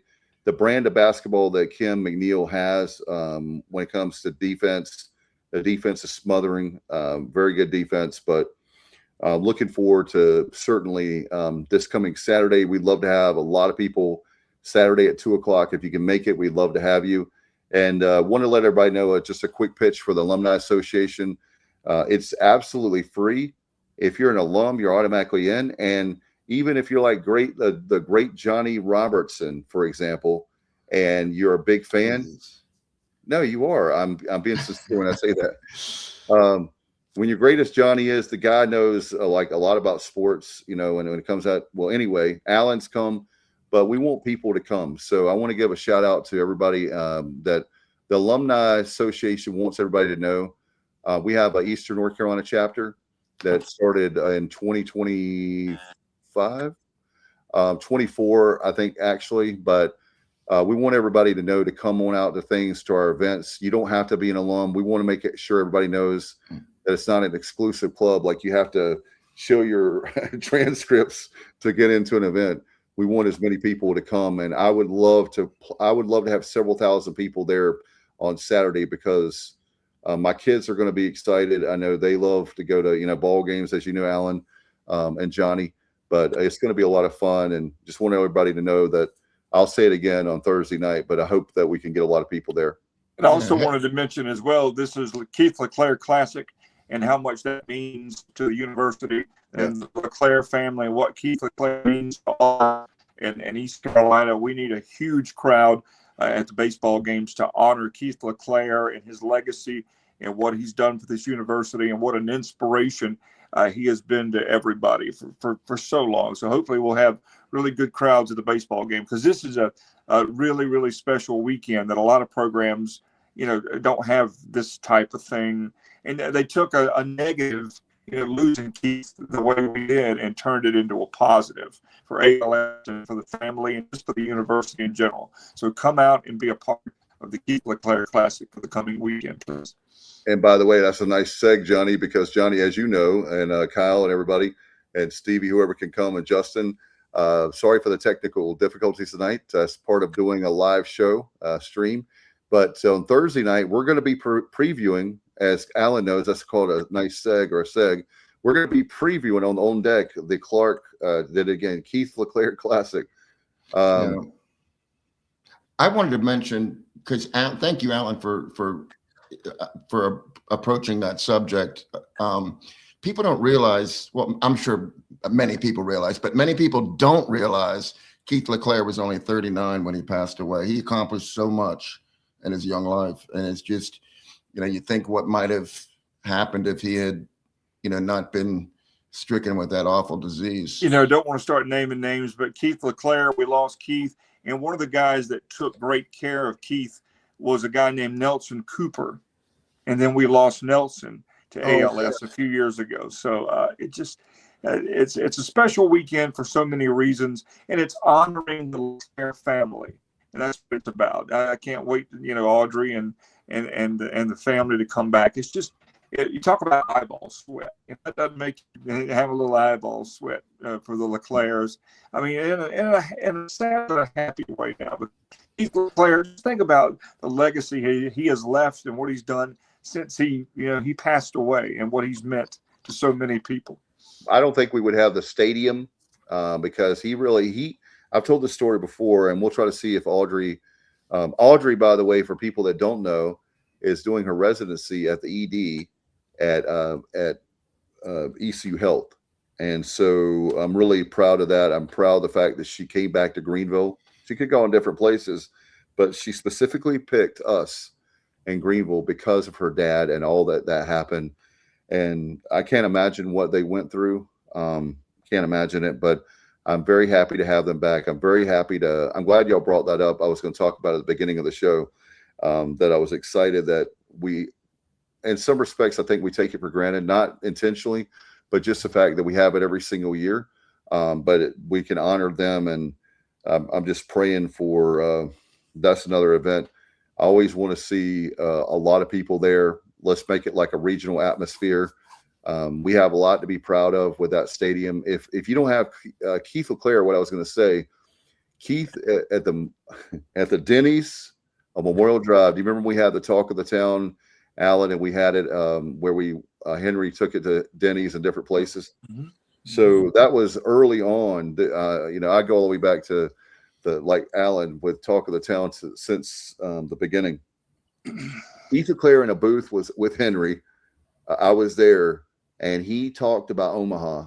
That, and no disrespect to Coach O, who I love immensely, personally and professionally, but Keith LeClaire, it was like when you listen to him, you understand why he got a lot of his players, because in that moment, I started believing that we could go to Omaha.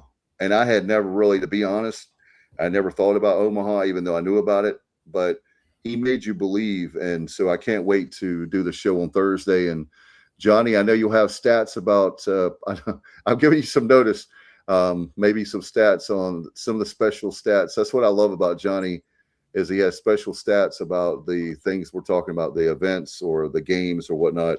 And it'll be interesting to see some stats about the Keith LeClaire Classic on this. Okay.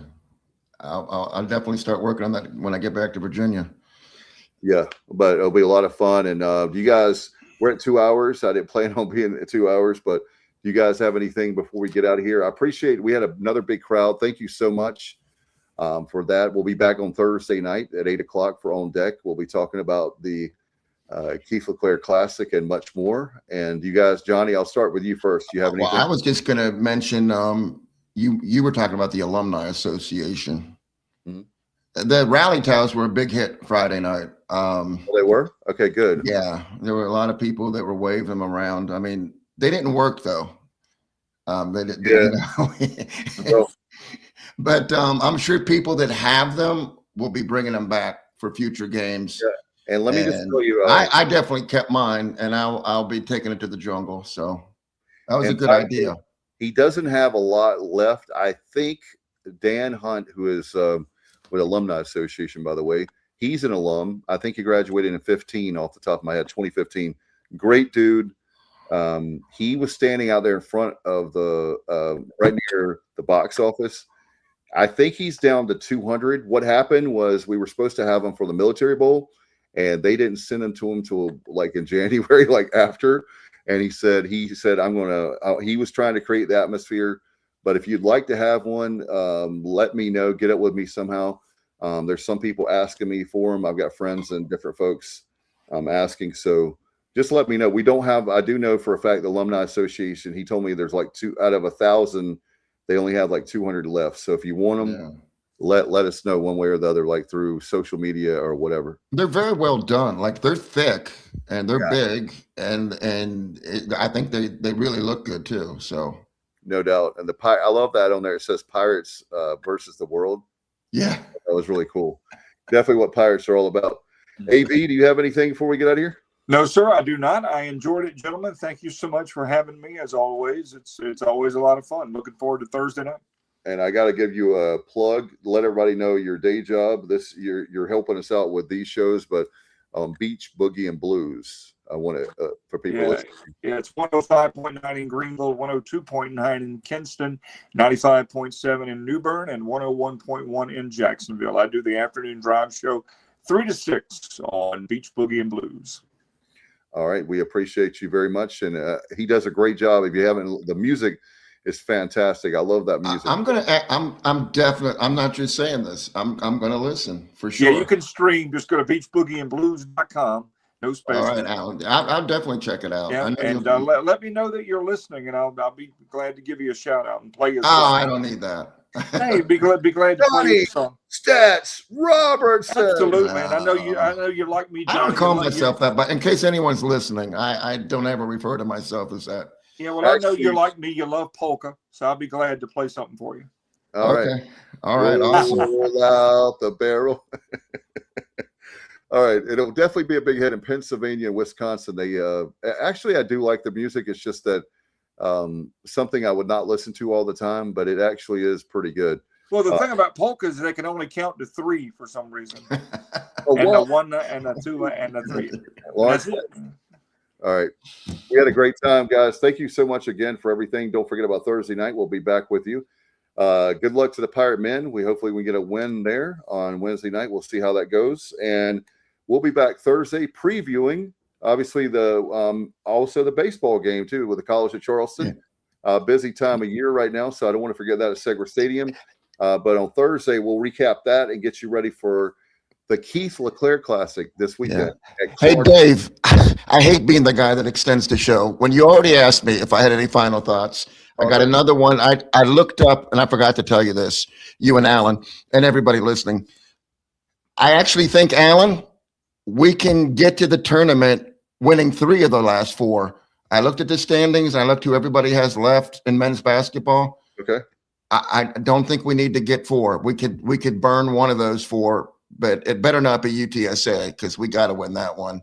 Yeah. And then 2 of the last 3, and I think we'll be in at 7 and 9. Well, I'll be pulling hard, man. I'm pulling for the Pirates, and if we could sneak in, the back door of that tournament, you never know. Yeah, and the funny thing is, if we do win at UTSA, which we should, that means we'll have 5 conference wins, and 4 of them will be on the road. So we got to do a little bit better at home. And so many of them have come recently as well. So yeah, that is true. Yeah. All right. Well, we'll talk about that on Thursday nights, and hopefully everybody has a great week. Please be safe, and we'll see you next time on the Sports Objective Extra Innings right here on Sunday nights at 8 o'clock. Good night, everybody, and as always, go Pirates.